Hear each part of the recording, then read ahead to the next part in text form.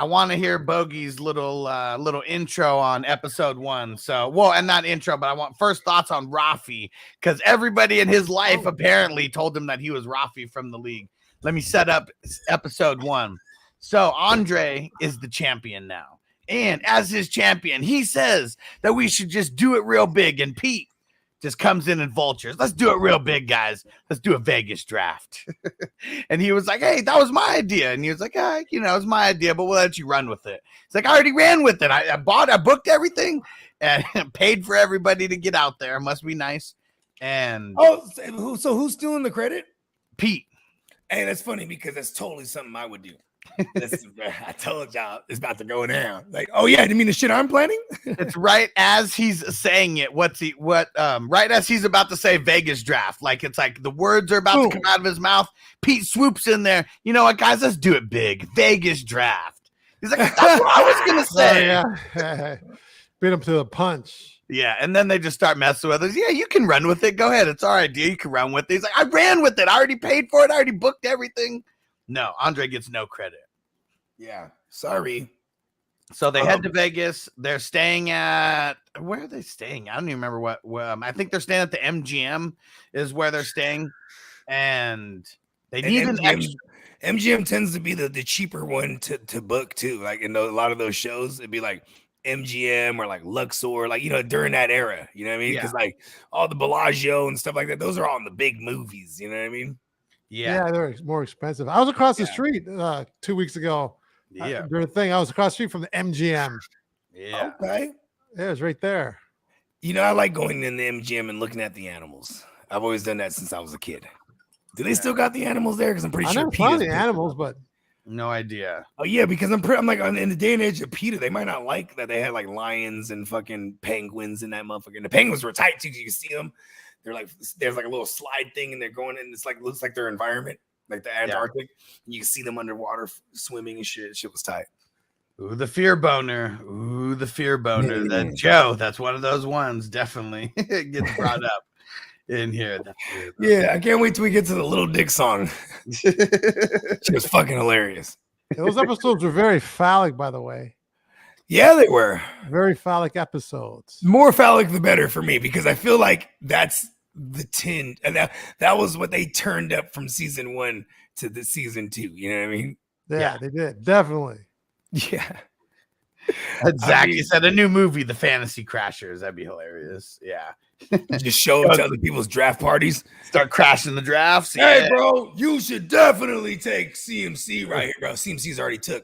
I'm telling you, he's a good pick.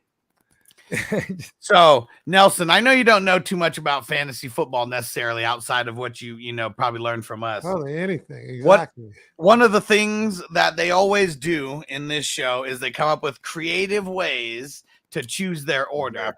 Yep. And so this one, very unrealistic, but I mean, they are white. Yeah, that is one thing for sure. You just run through that terminal. It's okay. They're white. What'd you think about that? I know that wouldn't fly in real life, but what'd you think about the creativeness behind that? When they you have to refresh me because I watched those 13 episodes. I power watched them on Wednesday. Where they have to run, where they run through the security line. Yeah. Whoever's like first is like first pick and all that. Yeah. Okay, I was watching that. I remember that. I was thinking because I worked for the airport. It's not the airport, the airline, major airline for like 12 years.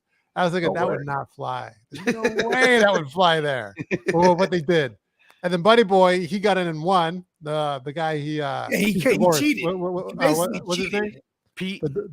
He basically cheated. So Pete gets there and wins. So he can get taken away. What did he do? He did something so they could take him away. And he's like, he dove through the security. He dove through it, I think, didn't he? Yeah, he pushed like the lady in the wheelchair out of the way and then just jumped through. And jumped through. And he said, "You can cavity search me all you want. All you're gonna find is number 1 draft pick, Chris Johnson." CJ, yeah, and anybody won though. He won. Yeah, so that was unrealistic. It was kind of fun. It was funny to watch. 2010. Okay. Yeah. CJ2K was a bad motherfucker, huh? He was the number 1 draft pick that year for sure. Oh yeah. Then was that fresh? Oh yeah, that was fresh off the 2K, right? Yeah, about a couple years at that point. And so then they make it out to Vegas. They make it to the MGM. They make it up to the room and everything. And then here comes Chad Ochocinco. What'd you think of that cameo, Bogey, out of nowhere? I thought it was awesome because, like, you know what I'm saying? I'm fully aware there was going to be, like, football players here, and I love Chad. Chad's the man, bro. His acting, I was watching his acting. His acting was pretty good. It wasn't really good, but it wasn't bad. You know, he actually did, like, during those years, he was doing, like, reality TV, quote unquote reality. Yeah. So it is like, you know, he's actually was like what's funny about reality TV, it's not real, but it's not like super scripted at all. It's kind of more premise driven. And like, he definitely can rock a premise, you know what I mean? Because I would imagine a lot of this show, there is like a guideline, but there's a lot of it's improv, you know what I mean? Yeah. Yeah, improving and knowing having lines are two different things, man. Okay. Two different things. Yeah. So what about having a premise and you just improv on it? Oh, you just gotta know the basic rules of improv for it to work. And the basic rules of improv is to go with whatever the idea is presented. You go with it. You don't refuse it or shut it down. So if you said so the homie goes, so if you said, hey, I went to the corner store. No, I went to a pizza joint to love pizza. Then you say, well, I don't like pizza. Well, they don't want to say that. You say, well, I like other places other than pizza, but that place was okay. But then you do it like that. You kind of like, wow, is that? So you accept what the person gives you, and then you change it from there. But you can't really say, I don't like that, because then it ends the scene unless somehow you say why you don't like it, and then you piggyback off of there. But so it's very easy to say the opposite. Naturally, we want to do that because it's kind of like confrontation. You think you got a scene, but you actually kill it. Yes. I would be terrible at improv because I'd be thinking too much of what I'm about to do. It should be just natural. Bogey would say the exact opposite. He'd kill it right there. He'd try to make it harder, right? Yeah, exactly. Dude. I'd be trying. Like, you know what? Well, I mean, what's the thing about pizza anyway? You know, like circumference. I mean, 3.4. It's pi. What is it? It's math. What up, but as long as you can say that, that's good. As long as you just don't completely shut it down. That's what I'm saying. Yeah. But we basically have a premise for every show, and then just like what we're doing right now, and we improv as we go along, right? Yeah, we do because we're used to it. But if you think an average person that doesn't know that, they're like they freeze. They're like, you guys definitely got my text when I was like, I'm gonna open up the show. My son immediately needs to take a piss. You know what I mean? And we nailed that. Yeah.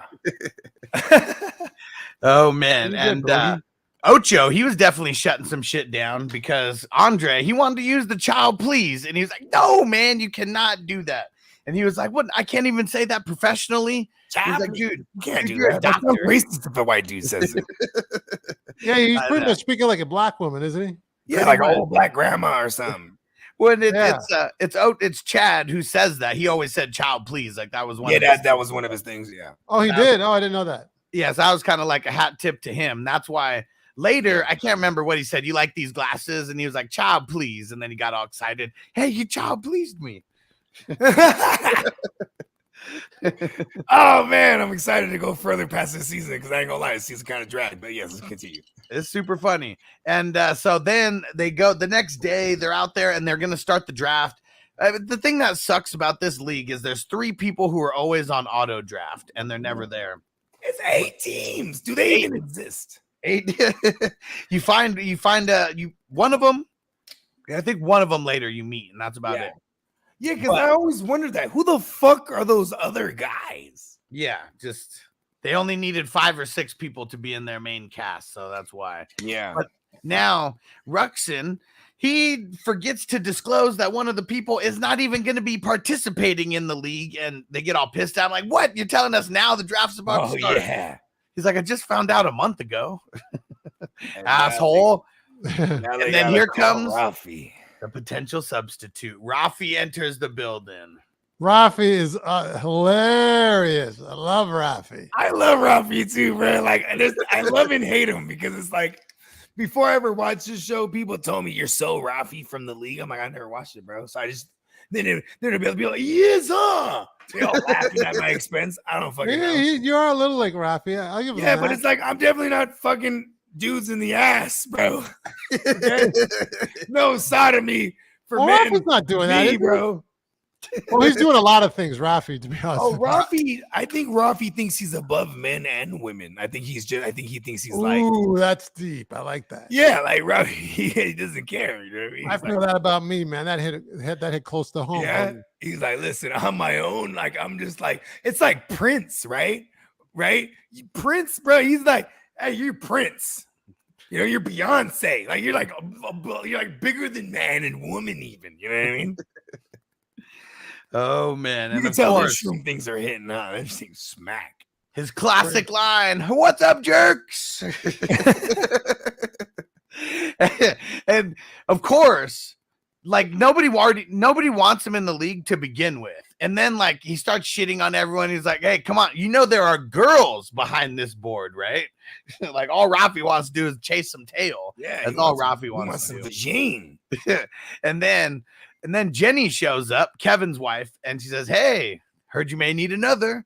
And so then they vote and they send Jenny and Rafi. They send Jenny and Rafi out. They have to go just like hang out by the bar. And she was like, "This is so embarrassing, me sitting next to you waiting for this vote." And he's like, "You want to make out, pass the time?"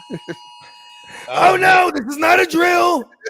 This is the real thing. Flash floods. The flash floods in Vegas. They're not Right up there in Vegas or in Sacramento land. No, that was actually hit. That's where he's at. That alert. Oh, I thought it was your thing, Bogey. Yeah, not. You know what's funny is like recently, whatever's been coming their way, and Nevada started making its way out here, and where I'm at, central wise. You know what I'm saying? Or not central, Northern Cali wise. You know what I mean? It's kind of been weird, but yeah, he's rearing its ugly head. I know, because we were just there 2 weeks ago, right? In a literal hurricane. Yep. Yeah, I heard it. Belly When I flew back to times. Cali, he was like, to LA, it was so sunny and nice. I asked everybody about the hurricane, and they did have an earthquake, but I asked them about the hurricane. They said there was no hurricane. It was nothing. They're like, nothing. I'm like, you weren't where we were at. That motherfucker was thunder to the right, cannons to the right, cannons to the left. Yes, if you guys understand that reference, shout out to you. But you know what, Nelly? It was hella funny though, because I'll be sitting there chopping it with Nelly, just smoking. He's like, "You gonna pass that or what?" Oh yeah. You know what I mean? I was like, "Man, this is awesome. I'm getting high with Nelly. Let's go." Yeah, I took a few puffs. Yeah, I had some strong though. He seemed unfazed too, but I know he was high. You know what I mean? He's just chilling. You know what I mean? Yeah. So, what did you think about the way that Rafi was hitting on Jenny, Bogey? I mean, Rafi fucks like fruits and stuff. Like, you know what I mean? Like an actual hot woman, of course, is gonna hit on her. But it's grimy. I kind of like how this is the first introduction. Like he's the guy that'll like try to fuck your wife. You know what I mean? Like, yeah, Ralphie's a grime time. You know what I mean? And even Ralphie's like he's got no what do you call it? Moral? He doesn't hold back on his guard. He exposes everything that he's thinking. All gas, no break. Yeah, whatever's on his mind, he just blurts out. Yeah, he's like a no filter guy for sure. That's what I'm trying to say. He's unfiltered. And he definitely like holds himself in a higher regard to these guys when it comes to fantasy. So he just shits on them. You know what I mean? He just shits on them like I'm so much better than you guys. And even when he starts talking to Kevin later, and because I don't think he knows, he calls him tall guy eventually.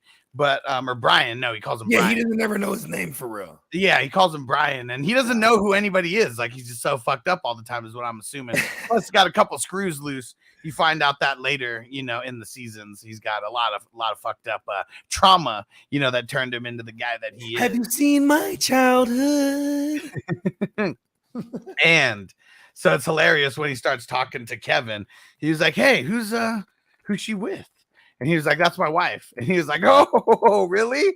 He was like, "How's it working out?" Damn, what a sleazeball. I like him. He's lovable. Oh, man. He's such a savage. And, of course, Rafi ends up getting in the league. They choose him because they don't want Jenny in. They don't necessarily not want Jenny, but Kevin does not want her in the league. She's his helper. He would suck without her. But what Jenny does now is to get back at everybody since she's not playing. She helps Ruxin draft his team. And that is just like the biggest gut punch to everybody because everyone hates Ruxin. And the inspiration for this whole draft weekend that we did, I mean, this episode was one of them. You know, just Vegas drafts in general always seemed awesome, but this was one of those ones that always seemed super, super fun and knew that we had to do. And we finally did it this year. Boom. All right. And Bogey needs to hurry up and get back out here because I wanted his thoughts on the whole draft of how they did this. So they had a whole setup where they're drafting like right inside the pool. It's like everything is kind of not magnetized, but little stickers that go on there that don't get fucked up in the water or anything. And then they're in the lazy river and the tubes and doing the draft. Like it was pretty awesome. It was pretty awesome. Here he comes. Bogey. What's that? What'd you think of how they were doing the draft with the waterproof, draft board and like all that? Just for the sake of it, right? It's a lot of things is unnecessary for a draft. You know what I mean? But like, you want to like fancy up this 8-team,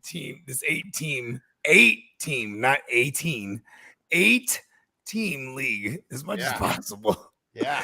And like, I actually think I dig the waterproof joint because, man, there could have been some times where there was all kind of flatulence flying around. Probably could have helped my draft. Been some wild drafts, man. And I totally forgot one part. Ejaculants just flying around. One part that we kind of glossed over was when they went into the strip club. Oh, and the stripper, she just kind of put him up on game. And this was funny to me, though, because I always point this out is that, like, what up, Antonio? They're like, what up, birthday twin? They're there like this, just chopping it at the bar. You know what I mean? Like, I'm not even at the bar at the stage. No, yeah, they're at the stage. At the stage, like they acting like the hoes ain't even there and shit.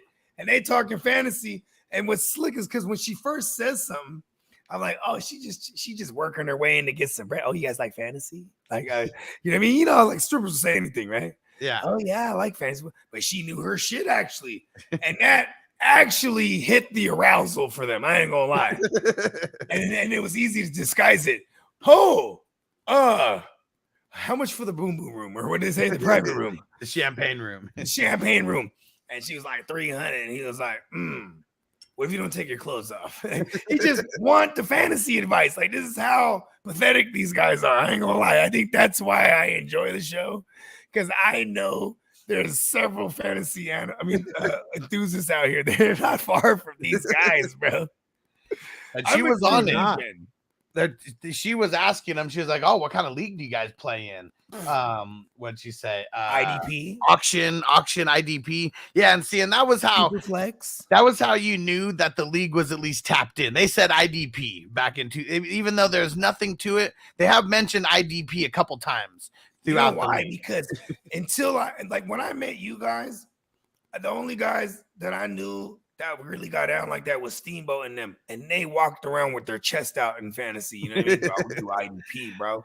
You know what I mean? I'm like, oh, word. I do team defense. They started laughing at the kid. Like, oh shit, did I say something wrong? You know what I mean? I started feeling uncool. Like, man, fuck you, for real. This shit's whack, bro. Like, oh shit. Man.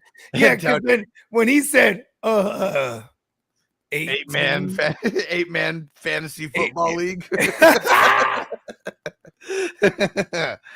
Man. Oh shit. That was hilarious. And Antonio said, "You want a lap dance?" No. We still got a few more rounds to go. Damn, bro. It was nice that he got a Ricky Williams, Ricky Williams nod right there. Who I can't remember who he said. He was like, "Why take such and such when you can take Ricky in the 10th?" Yeah, why take so and so in the third? And that was the Saban Ricky, correct? Yeah, the Dolphins Ricky. Yeah, I mean it's 2010. When did he go? That's when he went. 2010. No, yeah, okay. No, he was there before. He had been there. Yeah. But this why was the 10th year? That was one thing, but I was killing me. But it was already 8 teams though, 8 man, and he was already older at that point, so he wasn't going like hella high. And but she was smart. Like, why take this guy when you can get the same production here? I was saying that years ago. Like, Remember when Saquon was the first year off the ACL? Yeah. I was like, why take Saquon when I could take David Montgomery? Yeah. Like, why would I take JT when I could take David Montgomery? I was wrong about the JT one, but my whole point was like, I can get 300 touches elsewhere. There's it always in the first episode of every season, there's always like something that has to do with advice before the draft or whatever. In season 1, it's the Oracle, you know, the 10-year-old or the 9-year-old who has all the info. And it was just that guy. Yeah, I remember him. The approach is a lot different from the stripper compared to the Oracle, because the Oracle is just a dick. Like Ruxin's asking him all these questions, and he was like, wow, Larry Johnson, that's a good pick in 2005. You little dick, right in his little nads right there. Boom! Did you ball drop yet? Did you feel that, bitch? So it's funny how like she's a little bit more savvy, you know, like, oh, why would you do this when you can do this? And she even said, right? Listen, this is how I heard it, right? I mean, because she said a lot of players come here, they tell me things. I heard, listen, I done sucked off hella information from these motherfuckers. Right? And I'm telling you, I got the keys. And you know what's funny is back in 2010. So this was one of I won a championship in 2010. 2000. Talk that shit. 2007 was the first one that I won. But back then, it was like people only played in like 1 or 2 leagues. Like it's not like it is right now. Social media like changed that to where. But also like the apps being able to where you could like just touch one button and get to the next league instead of re-signing in with different. You know what I mean? Like yeah, it used to be like more difficult before the apps came. The apps are what changed it. You know what I mean? Yeah. And so, yeah, anybody who won their league just to them is just like a god. Like even like, I mean, this is going all the way towards the end, but towards the last episode, they're like, hey, did you just refer to yourself as Martin Luther King? And he was like, did he win his league? Close the door. Oh, man. Hey, chaotic in the house. What up, Kay? Hold on. Yeah. See, that would be chaotic. Chaotic is like equivalent to that stripper just putting him up on game, talking shit to him. And what up, Niner? What up? What's going down? Okay, so really, the end of the episode is really them just like roster baiting. They go to the club, and that's where Taco, one of his new hustles is making sounds for ringtones.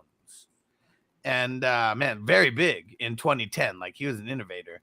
And Andre, he starts going crazy. He starts dancing on top of the table. I got the trophy. I got the girl. And then Rafi comes up and starts raining on his parade. Pretty much pushes Andre off the stage or whatever they're on. He falls on the trophy and it goes inside of him. And you hear him, ah, it's inside me. Oh. And Taco is like, oh my gosh, I just struck gold. Oh man. You know, it's hell of a precision fall. I ain't gonna lie. That's a precision fall right there to get it right into the rectum. You know what I mean? Yeah, perfect aim. And that's where Taco starts his songs of season 2. I'm inside me. It's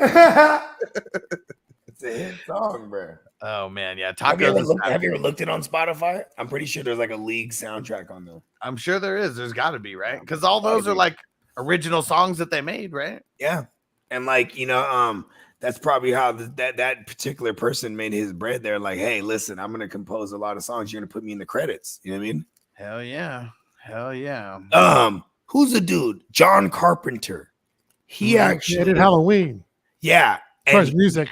Too. Yeah, and he scores the music. Yeah. You know what's crazy is I guess originally they did Halloween and then they did a test screening and people were like, it's all right. And then he goes, hold on, rolls his sleeves up. Let me rescore this shit. And he fires the other dude and he rescores it and that it just changed everything. And they were terrified. Motherfuckers were terrified. And it is kind of crazy, right? Like I was just saying this earlier today, that fucking that sound, whenever it's this is not a test or whatever, right? That sound it used to terrify me as a kid. It's something sonically like when you can match visually with something, right? Yeah. Yeah, let's go. Yeah. So, and Antonio, he said it right there. That's the best line in the song. You know where I be? I'm inside me. Oh man, savage. And so that's how it ends. Jenny helps Ruxin, and Ruxin is just roster baiting like crazy. And yeah, just very, very, very elusive start. You know what I like about this season? I want to kind of foreshadow what we're going to go into with these two characters, particularly the married couple. Mm-hmm. Is like all the while she doesn't know that her man is so. I mean, she understands. She thinks she does, that he's obsessed with this thing. And when she enters his world, though, and it starts to share that same obsession, and even like start to like kind of like rock his little world. You know what I mean? Like, you know what pisses me off, bro? Because I actually related to that. There'll be a couple times when my girl would be like, "Hey, you tripping if you don't start Elijah Mitchell this week." What fuck do you know, babe? And the motherfucker has like a random, like, it's like he might get 8 touches that game because CMC was there, because it's actually happened last year. It was like a CMC. He's out. They put him out in the fourth quarter because he's done enough. And they put Elijah Mitchell out there. He has one big breakaway run. And she looks like, I told you. You don't know anything. But she was right. And she's done this routinely. It's like she has the force. I swear to God. She was right. Yeah. So episode 2. This is all about the Brolo. Okay, El Cuñado. Rafi. Because everybody hates Rafi. Like they come in and it's like their little, that they hang out at the pub or whatever. And it's their spot where they go drink a beer and talk shit about the week and whoever is. Yeah, what's that spot called? That's their joint right there. Yeah, I can't even think of what it's called. I know. Do they ever even say it? Yeah, it shows it every, like the exterior shot, like for like a second right before, just so you kind of know where they're I think at. they did say it at one time because I'm trying to think of the name myself. Very, one of those names, real easy to forget for sure. And so Rafi comes in there, like jacks the beer from Kevin, starts drinking it, and like, oh, I'm gonna murder you, I'm gonna eat your kids, and like all this. And like they do, and he went Tyson on them. Yeah, it's Tyson, all right. Yeah, he really did. Eat your children. Savage, just savage. How do you feel, Mike? I feel exuberant. This whole episode was about two parties. One of them was Pete, Andre, and Rafi. They all go to a party, and they only bring Rafi because he's supposed to be the designated driver. But Rafi, he drives drunk no matter what, so he doesn't care about that. And then the other party is Kevin and Jenny going to a work party. And, they get to feel all fancy, get all dressed up. And then Ruxin, it's Terrific Lady Day. What he says he does once a year, where he just, everything that his wife wants to do, he does it. Everything she says, it's such an amazing idea. It's terrific. He's a pussy, pretty much. A vagina. A vagine in French. And this comes back more and more times throughout the year as well. It's crazy that Terrific Lady Day is is during the football season, but he's got to do it. And so let's see. Thing? Well, no, it's his made up thing. Oh, okay. So really the only party worth talking about is the one that Rafi and Pete and Andre go to. So first off, Andre, he's driving, but Rafi's supposed to be the designated driver, but he's drinking the entire time. And Pete's like, wait, you're not supposed to drink. And he's like, no. He's like, just 15 minutes before we leave, I'll go in the bathroom, crap the booze out, take a mint, good to go. And he's like, does that work? And he's like, yeah, I think so. You know what's funny is the things that people do when they're a normal lone wolf, right? A lone wolf could do wild shit because he don't got to risk nobody else's life. Like, listen, this is what I do when I'm driving by myself. Take a crap, throw in a mint, turn the music up loud, punch the gas. You know what I'm saying? I like to throw in the mint part. Living on a prayer. He throws on that fucking Bon Jovi, huh? Punches the gas. Bogey, what do you think about their strategy to try to get Rafi to trade when they said, hey, isn't that Matt Forte over there? And wow, he's getting really hammered. And he went over to beat this fool's ass. He was like, oh, he's like, thinking what I'm thinking? He's like, yeah, should we kill him? Yeah, like, yes. Wow, is that why they call me Ralphie? On a day-to-day basis, I threaten to kill people I don't know all the time.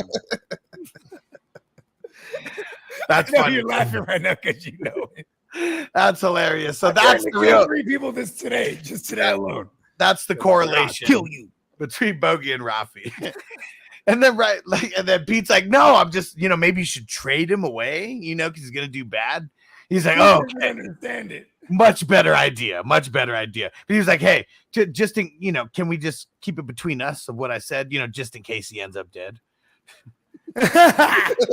You wouldn't want to kill him. He's a witness. Rafi is a savage. I love Rafi, bro. I don't even want to beat Rafi. I just want to kick it with him. That's the homie. So they said they got to get to an internet cafe now. So they take Andre's car. And not only that. Wow, this is 2010, huh? He leaves with Andre's girl and says, hey, Blondie, want to drive a Porsche? Those are the keys. And then Andre comes back.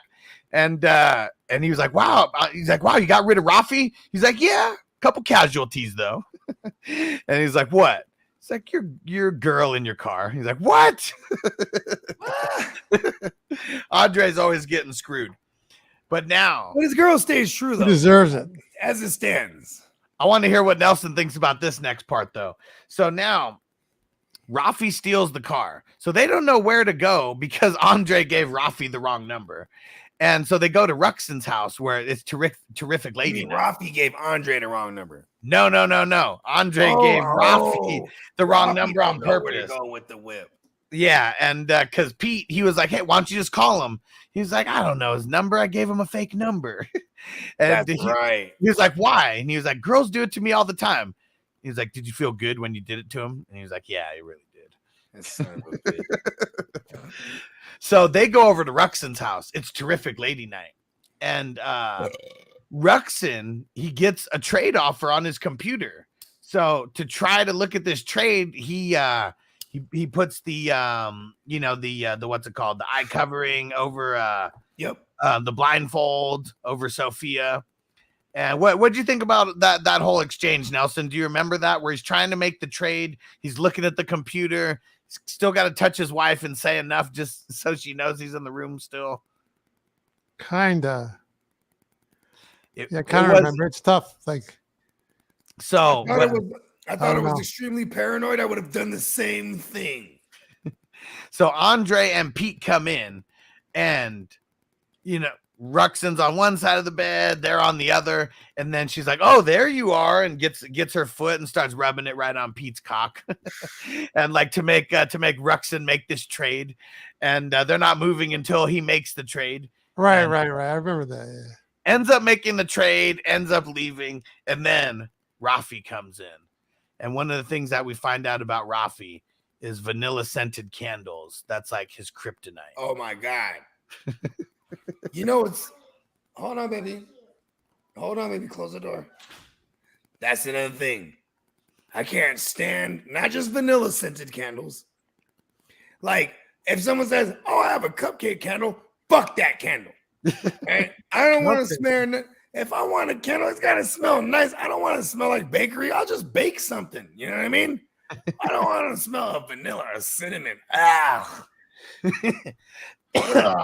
So just like Rafi does a vanilla scented candle trigger your gag reflex? Yeah, bro. Just listen. Okay, look at this. One of my studios it was at the homie's house for years, right? It was like one of the home studios, and his wife was one of those sticklers for those candles, bro. And she would always have something burning, and even if nothing's burning, you just smell it in the house. It's disgusting, bro. Disgusting. I had to numb my nose with cups so I don't smell nothing. Rafi and I'm gonna barf. Sometimes I shit when I barf. Just get out of here. They don't want him in there, but he has to lay down now to gather himself.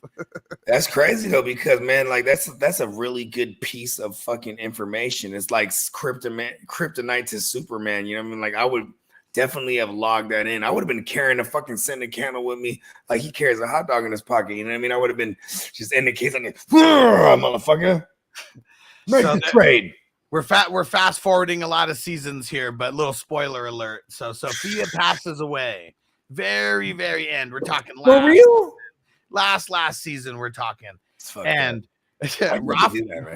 Rafi, he says that he is gonna take. He is like Sophia is a part of him now. He is Sophia, and he's there to be Ruxin's wife now. And he comes in all dressed up. They kill her off. He comes dressed in lingerie. I don't know if they killed her off. It's down the road. It's down the road. You guys probably won't even remember by the time we watch it. It's like season 7, and he comes in lingerie to try because now he's got a pleasure Ruxin, and he starts getting all strong with them. And Ruxin's only defense is to pull out a vanilla scented candle. Yes. He's like, no, Ruxin, time out. Motherfucker was in there trying to fellatiate him, bro, and fucking acting like it was his wife, bro. I would have stabbed him with that fucking candle. I would have bludgeoned him with it. You cannot take out Rafi, though. Rafi is a gangster, man. He's trained in a lot of different martial arts techniques. I mean, shit, he'd be a bad motherfucker in some lingerie, wouldn't he? He's like, oh. He's like, toss that candle and fight me like a real man. I didn't know Rafi was a badass as far as combat like that. Yeah. We'll talk about it when we get to the last there's a lot of things about Rafi apparently we're gonna realize, and like early on he's a real grime, I ain't gonna lie. Yeah, later on he's a real grime also. You just get more and more info about the backstory. That's for sure. That's funny. And so one of the things, they talk about Matt Forte, and then they bring up how they got Andre in the past. And they said that it was an Asian guy, and they told him it was Anquan Bolden. He's like, come on, Michelle Quan. I thought he was an Asian dude. And they got him to trade Anquan Bolden. So racist. Oh, man. So I laughed at it because I'm okay with stuff like this. It's like, it's stupid jokes. It's raunchy comedy. That's for sure. It's when you start getting into that other realm of racism I don't agree with. So now we jump into episode 3. I don't agree with it all, actually. You know what? Shut the pot off. I'm disgusted off the mushrooms. Actually, the mushrooms told me to continue. Let's go.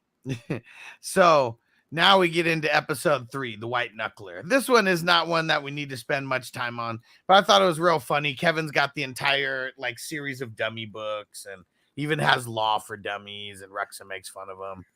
I mean, he's an actual lawyer, though, for real, right? Yeah. Antonio said that one was consensual. That one was not. Margaret.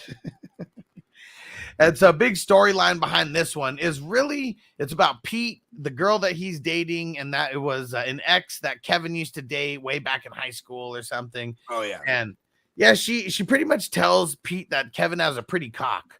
And then Pete is just fucked in the head after that. You remember that storyline, Nelson? Remember that? Yeah, that was hilarious. Because it's funny because it's about a man's insecurity, you know what I mean? And then they were going they went to do bench press at the gym and stuff. Everything. Right underneath his balls and shit. He's trying to get a peek. I don't think he concentrate. That was hilarious. He wanted to see how pretty the cock was for real. Where was how pretty is his cock? He couldn't handle it. He could handle it knowing that they'd had sex, but then he couldn't handle it knowing, that he might be second best now. See, that's what's fucked up too. Is you know what I'm saying? What you be with even if you're just cool with the homegirl, you can't fuck on the homegirl and expect the homegirl not to tell you everybody you're whack or not. You know what I mean? Yeah. And if you was whack, that's all bad. You're never gonna not hear it from us. You know what I mean? You're always not gonna be number one. I mean, that shouldn't bother you. If she got someone that's better than you, then so be it. Go with him. Here's how I always gauged women that I've fornicated with. It's the repeat offenders, the ones who come back for more. You know what I mean? Mm-hmm. The ones who just keep coming back. There's something to it. It's called dick whooped. It's a real thing. You know what I mean? Absolutely, for sure, man. Because you could be the ones that you deal with. You don't deal with the ones that are not coming back. Yeah, but here's the thing too: is the ones that we want. There's a difference between the ones that you can have and the ones that you want, right?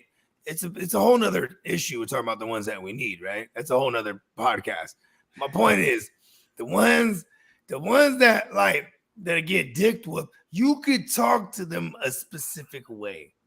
The ones that you're like wanting on, you feel me? You treating them nice and this. And I know it sounds like a dickhead, but I'm saying no. This is how he. What's his name? I'm getting back to the show. What's his name? Pete. Yeah, Pete. It's like he ain't viewed her like that. He let it fuck him up. Like it's like, yeah, you fucking on the bitch. The homie fucked her first. You know what I mean? And apparently you're not gonna be able to dick her down, at least the way he did, because his dick is prettier. And he just couldn't get over it, bro. It's okay to share if it's just like a social thing, you know? You can't take it seriously like that.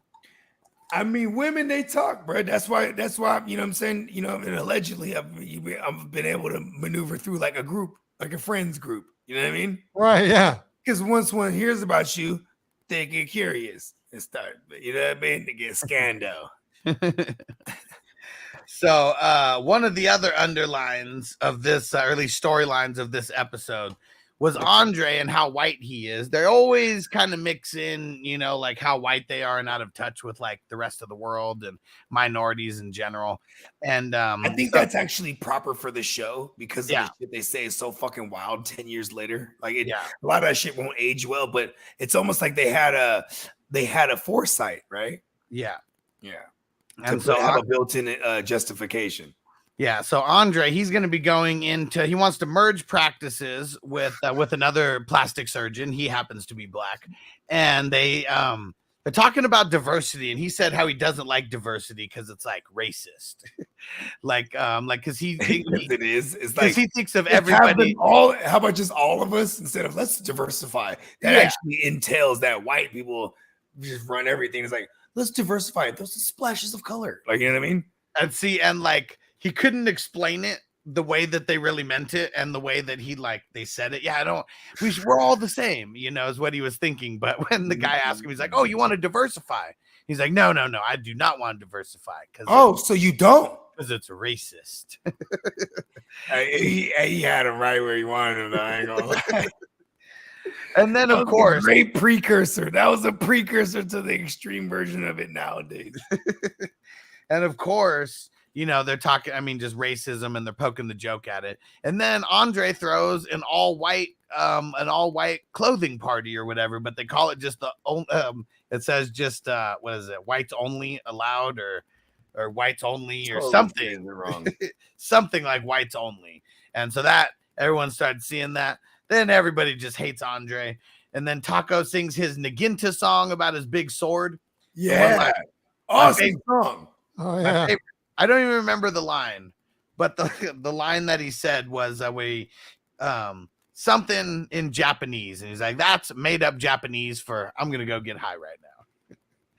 That was one of his only lines in there. Sings this song, throws his spear, and it slashes Kevin's pretty cock. And the only thing that they can do, they need someone to stop the blood, and so they get the white knuckler to grab him by the balls. And Pete does not like it. Kevin's like laughing while he's bleeding. You can't see it. And while the white knuckler is grabbing his balls to stop, or grabbing his cock to stop the bleeding. And that's where that one all ends. Yeah, that was a burner episode for sure. Yeah. Where are we at now? We're in like 4 or 5. So this is episode 4. The Kloonberg is what they call it. And it's when Taco finds that cocaine toilet seat. Oh, yeah, this is awesome. Here we go. Okay. And we get introduced to Russell. Yeah, the sex addict. Yeah, everything triggers Russell. And everything but vagina, apparently. No, it's not vagina. He has sex with her vagina. Yeah. Do you remember that episode? That was a good scene. Nelson, do you remember that episode where it's Russell? He's the sex addict. And he's talking to Jenny, and he's talking about all his triggers and things like that. He's like, see these small tomatoes right here? Ooh. Oh, yeah. Ooh, little guy. Because these trigger me. I remember that. Yeah. Because he's like, ooh, what about these strawberries? And then she tries to eat the strawberries. She's trying to like dethrone it. And he's like, no, don't do that. She feels all embarrassed. She's like, hawks it out. She's like, oh, okay. Because when they're talking, she was like, "Yeah, I just want to make sure I'm not like triggering you in any way." And he was like, "Oh no, you don't trigger me at all." Didn't she go there with intentions to fuck though? Like she was like intrigued by him.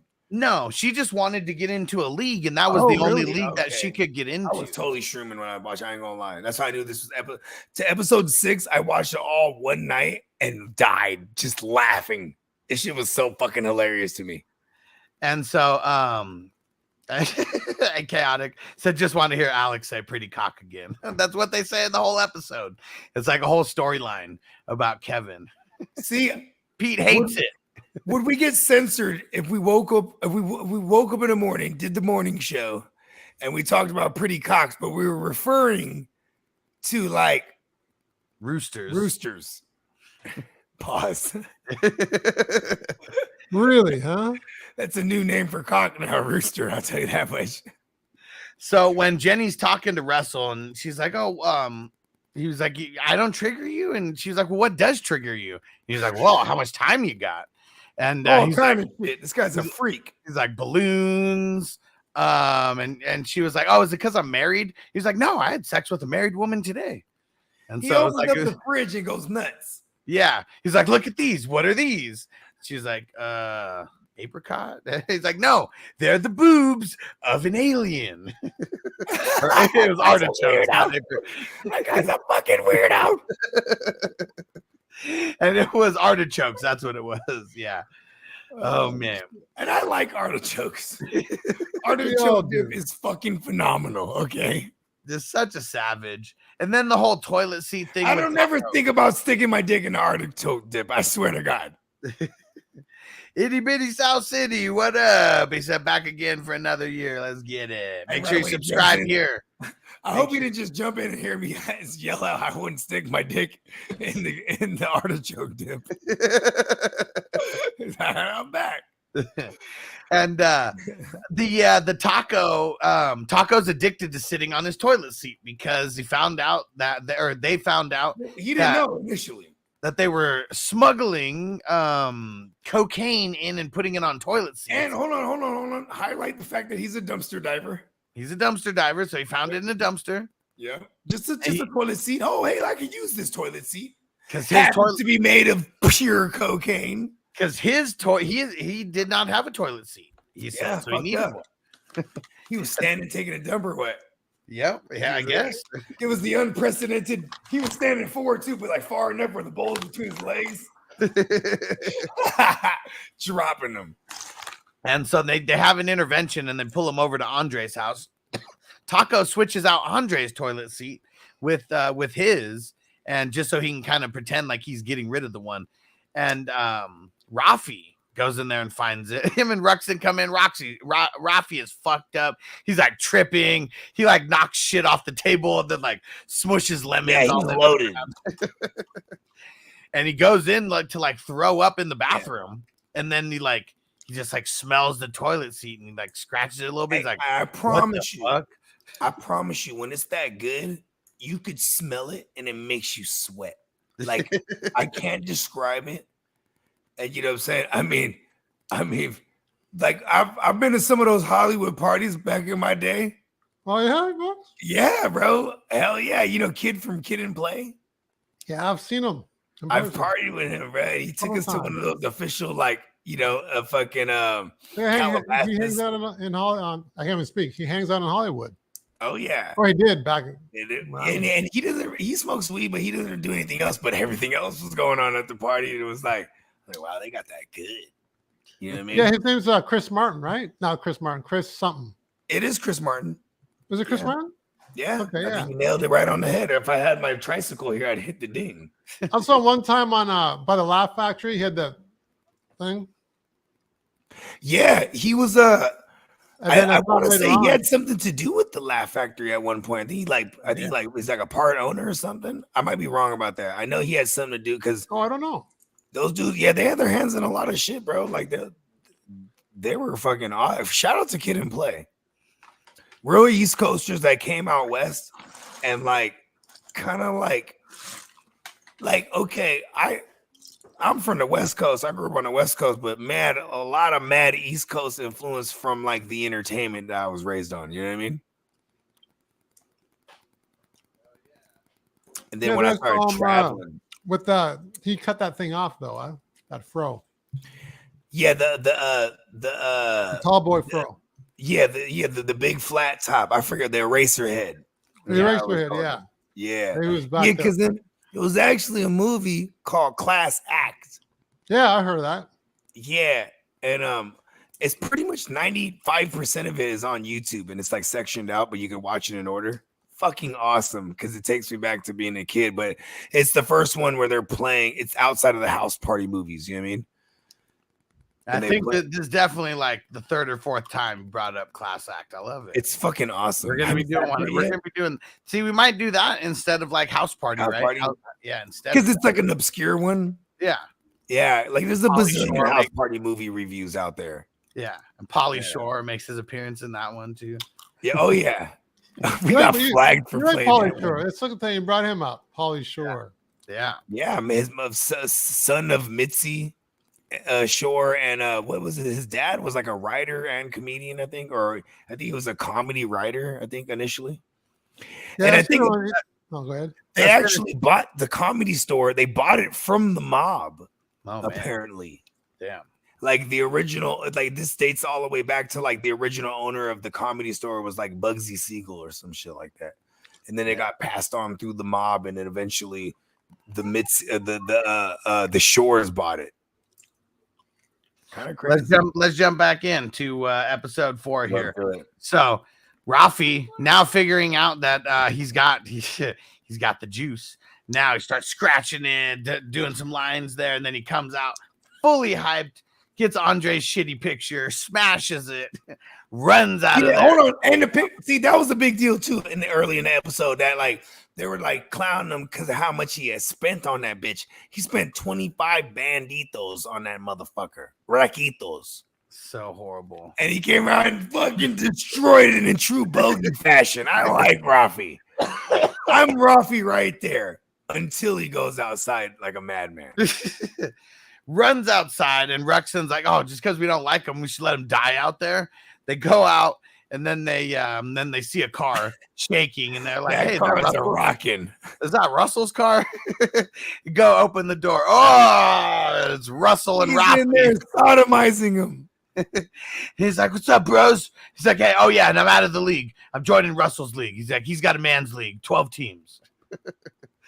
And then they shut the door, and then rolls down the window. Some things you can't unsee, right? Right? You can't unsee, bro. Right? There was this lockstep. I was like, bro, I was dying so hard on the shrooms watching that shit. I was like, this motherfucker Rafi's a fool with it. And then Jenny gets to join the league, and they have her little initiation ceremony. Super funny because she comes in with brownies, and everyone's supposed to be like hazing her. She's like, "Hey, anyone want some brownies?" Like, "Oh yeah." They're like, "No, don't take any of her brownies." All that good. See, she had it right though, because little did she know that's great fantasy karma. You know what I mean? Oh yeah. And then Ruxin's like, "Kneel," and she's like, "No."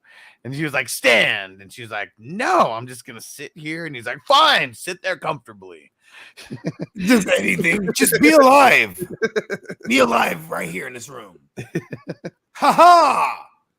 So she does not get the hazing like Andre or like anybody else did. It's funny, but now she's in the league, but she's got Rafi's team, which was so shitty. I mean, his first pick, he was like, yeah, woo, kicker. Damn, Rafi's a drug addict. That's how bad his I have to admit this. So shout out to my man A1. It was his birthday 2 days ago. Love you, bro. He was notorious for like his lady was one of the homies like growing up, and then they ended up getting together and marrying each other. But like they're notorious for like really being competitive against each other. They both play fantasy, but she would always try to get in our league, and then we would always vote against that shit because no spouses. I used to say, you better divorce her to get her in this fucking league, bro. because we don't play that shit. And I always like that when I was watching this, I was like, that was one thing. Because then look at the wife comes in, everyone got to be nice to her. Fuck that shit. Fuck that. Exactly. This war, baby. And we're going to talk about that when we do episode 5, and we're going to break that down. Act 2. Make sure you guys are following the Silver Screen Breakdowns podcast on Apple, on Spotify. Make sure you go follow on YouTube. We do the live streams on Friday nights. You can be a part of it. And Nelson, remind where to follow you at. And on Instagram, Nelson Tynes _ or on YouTube, you can see my videos of my film acting and commercials and whatnot, montages and demo reels. Yeah. Bogey, how about you? What you doing? Where Hey, you at? I'm just slow motion in the big ocean trying to stay afloat. And speaking of staying afloat, will this league stay afloat? Tune in next time for Act 2 of Season 2, The League Review. Hey. Yeah. And we're coming in hot. Oh, you thought I was about to go right there, huh? Oh, you thought I was about to go on that one too, huh? Coming in at 5, 4, What you doing? 3. What up? Fantasy Football Hustler back at We ya. got two countdowns. You gotta keep them. You focus the 411, Alex. Come on. You gotta keep them on their toes, B. Yeah, we're doing the intros. Nelson forgot we got to do that for all the acts. Every time the kids keep trying to ask me to do stuff. Oh, Nelson Tynes is here with the crew. Hello, Yeah. everybody. I am the real life Ralphie. Oh yeah, and we made it through the Fucking melons and everything. we made it through the first 4 episodes, and I think it's 6. Last time on Silver Screen Breakdown. one more time. Last time on Silver Screen Breakdown. We cover episode 1 through 4. We got a Vegas draft. We're talking Brolo. We're talking the White Knuckler, and we're talking Jenny actually getting initiated into the league. Oh yeah. And now that's where we ended the last episode, is Jenny getting initiated. The first thing that we got in episode 5 is now Jenny is coming to hang out at the pub with the crew. Damn it. Ruxin doesn't like it. Ruxin does not like it. He's like, I am not going to censor myself around her. And he's right. Jenny's got the foulest mouth out of everybody. I don't think anybody needs to censor themselves around her. That's for sure. This episode is all about the marathon. What? The marathon. What? Oh, yeah. The marathon. Andre and Ruxin? Andre and Pete. Andre and Pete. Okay. So do you remember at the beginning of the episode where they show the little montage of his pretty much like his workout fads? His workout fads? Yeah. He's like, the first one was like, I'm strengthening my core, just like Joseph Pilates. Joseph. He says his first name. Yeah. No, I don't remember that. But I do remember the competition, the run. Yeah. And we'll see. And that's not even this episode. That's a couple episodes later. So they don't actually see anybody run here, but they're training for the marathon is what it is. And Andre, Okay. he's drinking a sports drink, and its acronym is Spunk. And he's in love with this like spunk protein like juice. Just got to have it all the time. But it has I don't remember it. I mean, so many episodes. I don't remember that one.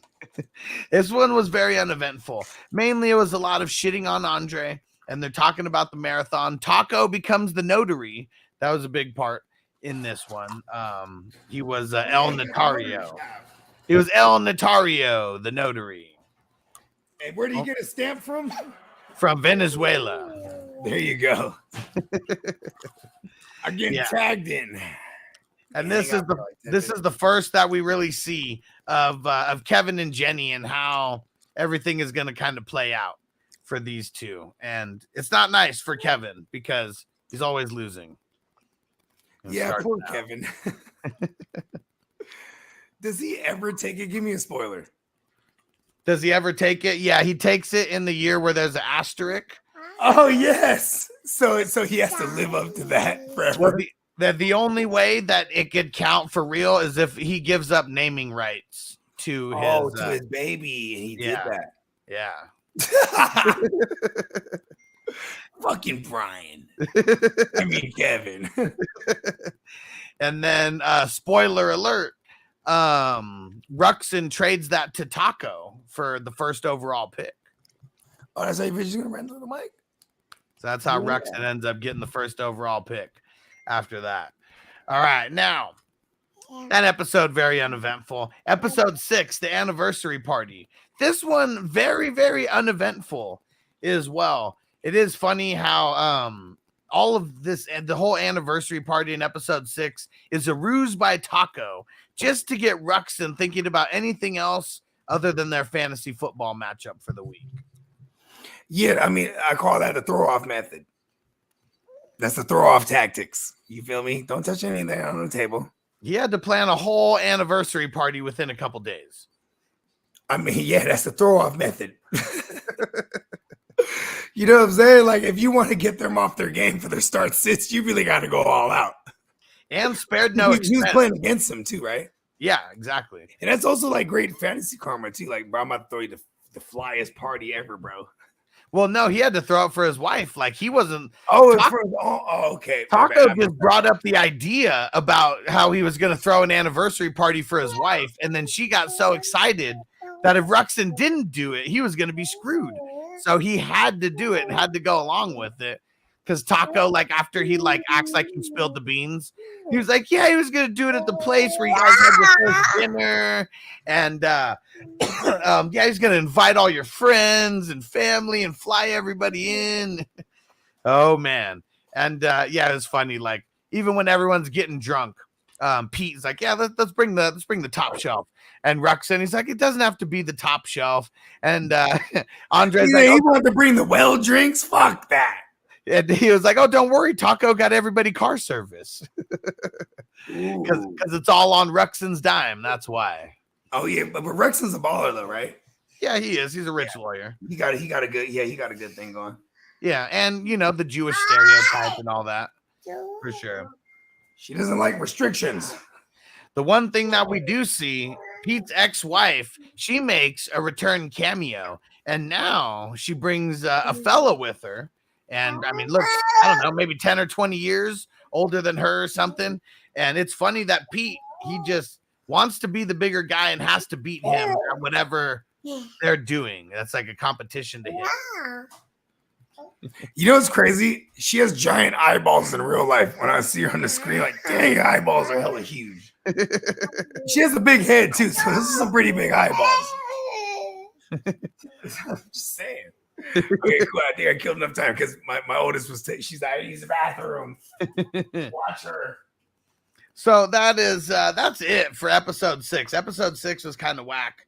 We're really gonna run through a lot of them on this, all the ones that kind of like suck. Because the Halloween episode is next. And that one, I mean, we get the Ghost Monkey, song and the reference. How this episode had to do with fantasy football was Pete let Ruxin set his lineup because they're going against each other. And Pete said, I'm confident that you can even set my lineup and I will still beat you. And it ends up happening. Ruxin is pretty much like in a mental mind fuck the entire episode. And yeah, he ends up playing Pierre Thomas, who ends up scoring 3 touchdowns against him. And yeah, he beats him. There's a lot of uneventful episodes in the middle. Nelson, do you even remember any of those ones in the middle? You gotta prompt me, man. I watched 13 episodes, like all of them one day. Yeah, and seeing, you know what? I just can't remember all of them until you bring them up. And then I remember, I think it was the anniversary where one of the chicks was dating some old guy. Yeah. It's kind of funny, and then that's it. I mean, there's no way that I could retain all those episodes. It's impossible. Yeah, a lot of them are BS as well. So now this one, episode 8, this is the one where we get the Ruxin and the Andre, the race. And this whole the whole episode is premised around a tie. So it doesn't happen too much in fantasy football where there's a tie, and it ends up happening. That's one of the storylines.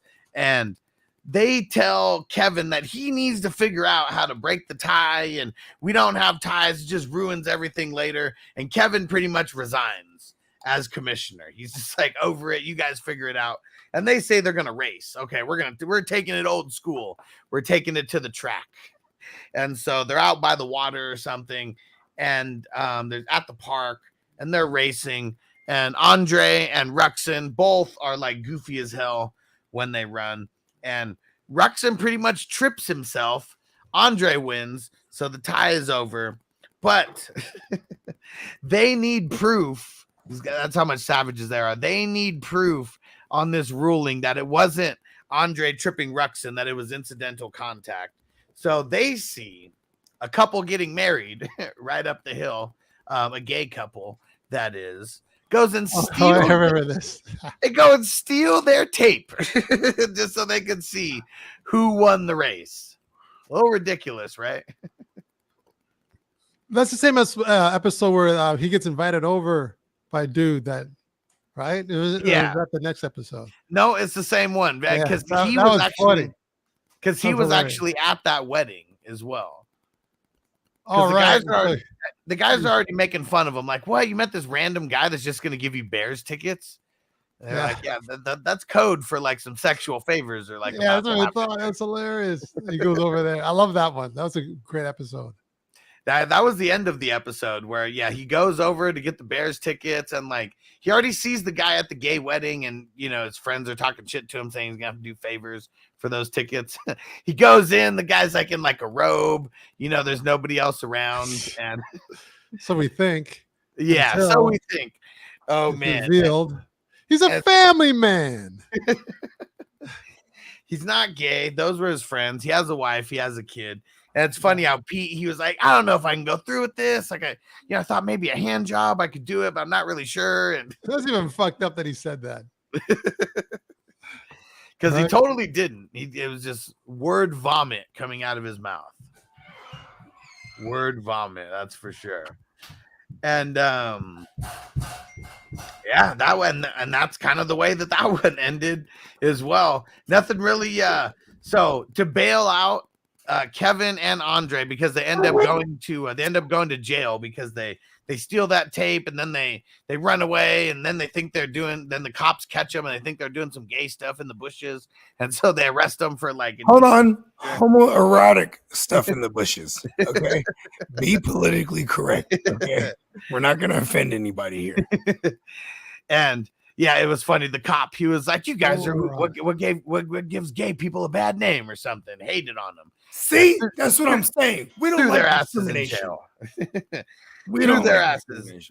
Threw their asses was my in phone jail. ringing? Was my phone ringing crazy when I was gone? I hope not. No. Okay, good. So it was he ended up bailing him out of jail. Kevin did, after they admitted that it was a tie, and they let the tie stand. It was all a pride thing the entire time. Pride thing, exactly. Pride thing. And this is just an exact tie, like decimal scoring, or is this like, because remember back in the days there was actually a large community of people that played fantasy and did non-decimal scoring? Do you remember that? Yeah, and I don't remember if they said it or not. I mean, I'm just assuming not, because everything was so basic, like about their league. Yeah, so non-des, because then that's when you're gonna get ties more often than not, because they'll round up or down accordingly. Yeah. So episode 8, kind of blah, Episode 9, even more blah, because it was expert witness. I mean, it is funny how they really make Andre look like a sexual predator, and like he's really bad at everything that he does, and like even when he tries harder, he just really does like worse and worse. And Pete, he loves to vulture, and so he got to steal his thunder, and he got to be a better expert witness than Andre did. And I'd say the funniest part about this whole episode, Taco was he started having sex with the court artist, someone who was just drawing everything that was going on in the court. and Ruxin had a little work flirt with the judge, and the judge is a freak. Because at the end, she was getting real pissed at Ruxin, the way that everything was going. She had Ruxin like in his boxers, like had a dog leash on. Yeah, that's right. That's scene. Yeah, so the judge was a freak, and it was funny. Ruxin had to play the game just to try to not get in trouble for everything that he did there. Because they were crashed. Kevin and all them came in. Yeah, my bad. It was a Taco Bell scenario. I had to make sure this was arranged correctly. I was like, wait a second, hold on. You're going to Taco Bell? Okay, don't fuck this up. All right. And yeah, it was when the court artist, when her husband came in, and then saw, who's this guy here, and it was Taco, and then he ran, and then ran all the way to the back and into the judge's chambers, and that's where that one ended. Very, very uneventful episode. The high school reunion, that had zero to do. This is episode 10. Zero to do with fantasy football. Year, though. I like this one though because it puts in perspective of how old they are. You know what I mean? Yeah. They are now 20 years removed from high school, so they're all majority late 30s. Yeah. No, help me out here. Yeah, late 30s. Late 30s. Yeah. Yep. And so nobody really my 20-year anniversary or just one or what is it called, to the reunion? Yeah. I did not go to that shit. Yeah. And the motherfuckers that are out there like stunting and shit, I've seen them on Instagram and shit, like, yeah, like showing their life, like, I'm doing so well. Like, yeah, I bet you're not getting $0. That one was try to fuck my old flings. Even though it had nothing to do with fantasy football, it was funny going to see them, and they bring up a lot of different old characters, and it's funny how you hear Ruxin used to be the guy who used to date all the fat chicks, you know, and yeah, look at old fat Ruxin. He's showing love to the big women's. Yeah, hey, the big women's. Hey, they'll fuck you good, and then cook you something real good, or like order out. Yeah, it's good enough. He must have not gotten any of that kind of treatment for a long time, but yeah, they called him the herdsman because he was herding them cattle. And Ted Gibbiotti or whatever, yeah, he just kept doing that the whole time, and yeah, Ruxin hated it. You know what? I wanted Ruxin to take flight on his ass. I ain't gonna lie. Ruxin's a pussy, though. I know, but it's like there's so many moments where he could step up. And that was one of them. Just chop him right in the neck. I was annoyed as fuck with him, bro. Fuck that guy. He got super. I mean, he did the right thing when Ruxin's hanging. I mean, whatever the girl was, you know, the old fling, and she comes up and says hi to him, and then the dude starts making fun of, oh, is this your wife? And she was like, you don't remember me? I went to high school with you. And then Sophia comes in, bro. He was capping right there. Did he not really remember her? I don't know, probably not. And but yeah, then Sophia comes over with Ruxin's beer or whatever, and then he starts kissing, making out with her right in front of him, and he didn't like that because Sophia was looking way hotter than his mail order bride. Oh yeah, that's right. He had the mail order thing. He was really trying to stun, huh? Yeah. I'm gonna go back to my old high school. What was it, babe? Yours was last year, 20-year high school joint. Yeah.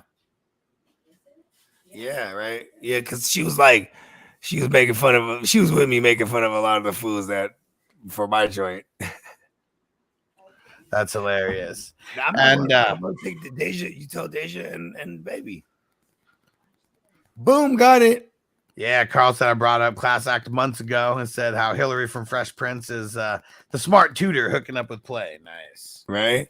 He was like the Pistons. He like related like a car to sex because that's all he knew was car, and then now all of a sudden he's in all these advanced placement classes and whatnot. Funny. I actually got my 10-year-old to watch it with me because it's actually not like it's not on some fuck shit, really. Right. Except for they don't on the YouTube version, it doesn't show like him taxing her in the end or anything like that. So it's actually like a clean version. But she sat through the whole thing. She thought it was cool, actually. Nice. It's kind of funny seeing I feel like I can only imagine from a kid now watching like that 90s shit with the loud dressing and the big old like flamboyant clothing and you know what I mean? And they the two other things that happen throughout this is Andre. Well, they pretty much rewrite his bio, and they put that he had some kind of testicular cancer, and that one of his balls got removed. And and then it's like half of it's true and half of it's false. And so then he has to explain to everyone, no, it's not true. And they're like, what part? You being the doctor? And he's like, no, that part's true, but I have 2 testicles. And they're like, all right, well, just show me then. So weird. He didn't want to pull him out and show him and prove it, though. That's fucked up. If I ever was privileged to meet Canadian legend Tom Green, I wouldn't be like, show me you got 1 ball, bro. Prove it to me. Well, he's never said that nothing wasn't true about him. It's because Andre's saying that it's not true. I swear to God, if he asked Tom Green, he'd probably show you his balls, bro. He probably would. Right, Tom Greenwood, that's nothing for him. Scrotum right out. He was crazy, that guy. He sure was. He's an innovator, bro. He found a way. Yeah, he came before Jackass. Bro, yeah, I was about to say and even like what we're doing now, he found a way to stream live on MySpace. Like he had this whole thing that he had bought a house in like Calabasas, and then he had like all these guys come through and put like drill all kind of wiring all through the ceiling, and so he had like his whole house was a studio. Yeah, he's insane. Early days when you had to do shit. He was married to Drew Barrymore too. Yeah, he really was, huh? Like a year. All right, I'm not gonna lie to you. Top 5, you know what? Top 3 women's jaw. I'm giving it to her. Number 1, actually. Have you seen the jaw on her? Yeah. She has a gigantic jaw on her. There's a gang of like it's all jaw. I never thought about that, but have you ever seen? You're picturing her in your mind right now, right? Drew Barrymore, all jaw. She probably looks exactly like her dad. Now, just the last part of this episode was you find out that Kevin lost his virginity to Shiva inside Pete's mom's car, and Pete's the one who Kevin left the condom in there, and Pete got in trouble way later, and Kevin blamed it on someone else. And Shiva said, and then he called out my name as he climaxed, Shiva Kanda Kamini Soma. Hey, were we just saying that the other day? Like when you're young, you know everybody like by their full name because of school. The motherfucker climax, he said the whole government name. She said they put on Led Zeppelin, couldn't even last 1 song. Damn, bro. And Led Zeppelin, I ain't gonna lie. Which Zeppelin song though? I know some of them are long. That's just like 8 minutes long. Stairway to Heaven's like 8 or 9 minutes, right? Yeah, I mean, it wasn't Stairway, huh? Was it Kashmir? No. I love Kashmir. I mean, that's a long one too, but they don't say what it was. Yeah, Kashmir's about like 5 minutes. But that's what they said is, he couldn't even last 1 song. It was the radio cut. Motherfucker was 2 minutes. But that's where we find out where the first Shiva blast came from, and that's where it came from. Episode 11, not gonna lie, is like really, really uneventful. We're gonna make that the last episode that we talk about on Act 2 here. It was Ramona Neapolitana or Tano, and mistake. This whole episode was about how Kevin, not only in fantasy does he always try to go after the number 1, type of thing, but whatever it is in appliances and life, he always tries to get. Oh, he's like a regular Mr. Dink from Doug, right? It's very expensive, top of the line. This is the number 1. This is the number 1 cappuccino maker in the world. Okay, so he said who? So Mr. Dink is a cartoon character from the show called Doug. And he was the neighbor, but he was just over the top with everything very expensive. That was his line. Because he'd be like, yeah, look at my new lawnmower. It's top of the line, but very expensive. Everything he had, his whole house looked different on the block too. Like it's very expensive. Mr. Dink, shout out. But yeah, so we don't even need to go into this. To get fantasy advice on the SM radio show, he said that he wants advice for his dead ex-wife. And of course, Sophia hears it, and then she wants to know everything about her and everything. And then they're having a dinner for her and all this kind of stuff. Very, very unnecessary. Very dark, even. And this is why Sophia hates all of his friends, because Ruxin always gets caught in these lies. I mean, he is a lawyer. How are you the lawyer and you can't pull off the lie? I'm just saying, though. I was always told I'd be a great lawyer.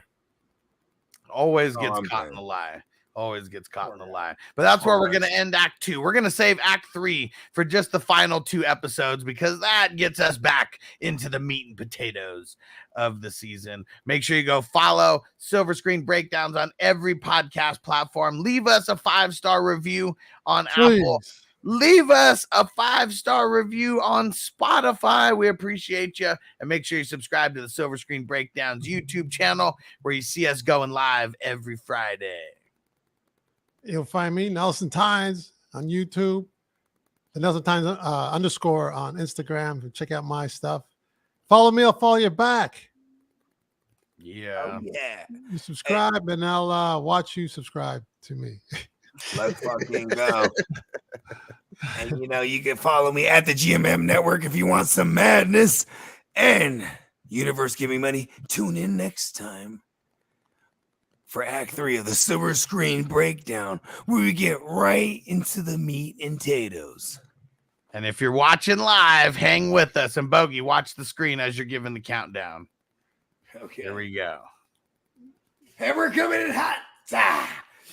We're coming in 5, 4, 3. She's not watching. What up? What up? Fantasy Football Hustler back at you. Nelson Tynes here. Bogey ain't watching shit. I was supposed to do something, wasn't I? Hey, I got this bright ass sun in my face and I'm on this room. I was really just waiting on the countdown because my form is so. Did you see the form? No, I saw 5, 4, 3, 2, 1 in black and white. No, but I'm just saying. Oh, you had a countdown. Actually, I missed that. Yeah, we missed. That's why you were blocked. Yeah. Hey, Derek in the house. What up, Derek? Awesome. What's up, Derek? Big day. Derek came in at the right part, because we are starting Act 3, Silver Screen Breakdown of the League Season 2, and we saved episode 12 and 13 for Act 3, because this is where I'm really upset here. You're taking away my countdown. You're supposed to. I want to do the action. You're supposed to do it while it's in the background. I know, but we can still hear you. I'm no match for that countdown. The thunder is gone. You're supposed to be the audio of that countdown. I know, but I'm just, you know what? I should have watched it because I would have timed it better. So, episode 12 and 13. These are the episodes where they get into the fantasy playoffs. Oh, yeah. Okay, here we go. And so, episode 12, it starts off with Kevin and Jenny. They're posting a digital Christmas card to everybody.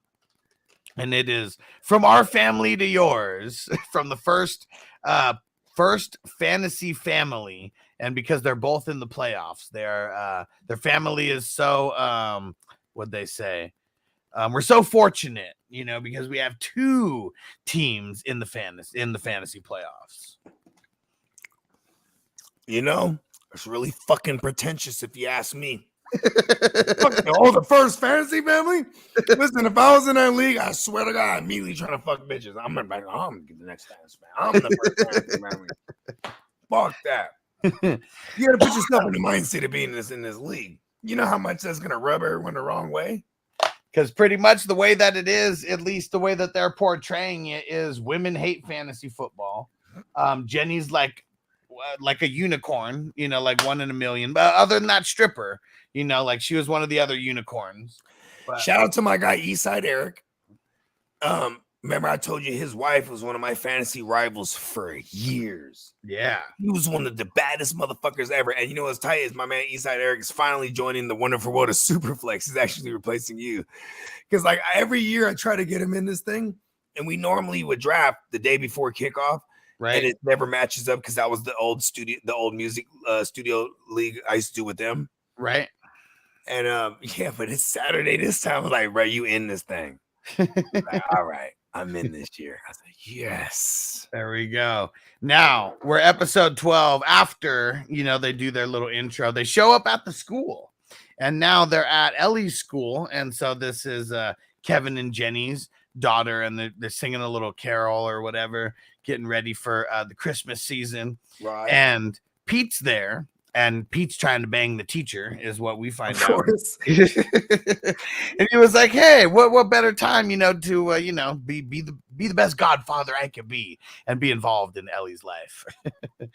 And What a sleaze. I love it. so as him and the teacher are talking, they're gonna go get drinks after, and she was like, "Can I speak to you two for a second, Kevin and Jenny?" And it's so funny because like now we see how much their parenting It affects the kids though. yeah, how much the parenting corrupts the kid. You say affects, I say corrupts. I like it. We're going with it. So the first thing she was like, tricycle. she was like, everybody had to draw a picture of whoever their hero was. And so the hero that she chose was the Flex, Caddy Williams, Cadillac Williams. Let's go. They were very proud of her at that moment. And then she said, and then we have another problem where at lunch, kids will trade, some of their different food items and things like that. And they said, but Ellie is working these elaborate three people trades and kind of working more like a bookie, Yes. Oh, that's just funny. And then, so they're happy about that. I mean, they're looking at each other and laughing about that. But then, oh man, then they find out that Ellie has got a little foul mouth on her. She told told the kid to take a ride on her suck stick. See, it's PG, but man, I mean, because that's the thing about talking dirty in PG. Philip Rivers doesn't do it the best, right? Yeah. It's really about finding the different words. Like I could say the Hoover Dam cock, and I might be talking about a Hoover Dam rooster for all I know. It's the wonderful ways of getting these things off, and that's really inappropriate. And it wasn't anything sexual. I mean, it was more, we find out later it was Jenny who was talking shit, saying, I'm going to sodomize you and make you suck on my suck stick. And word? Yeah, it was Jenny who was the dirty foul mouth out of all of them. And so right then and there, they brought her home, and they had to tell her about the elf on the shelf.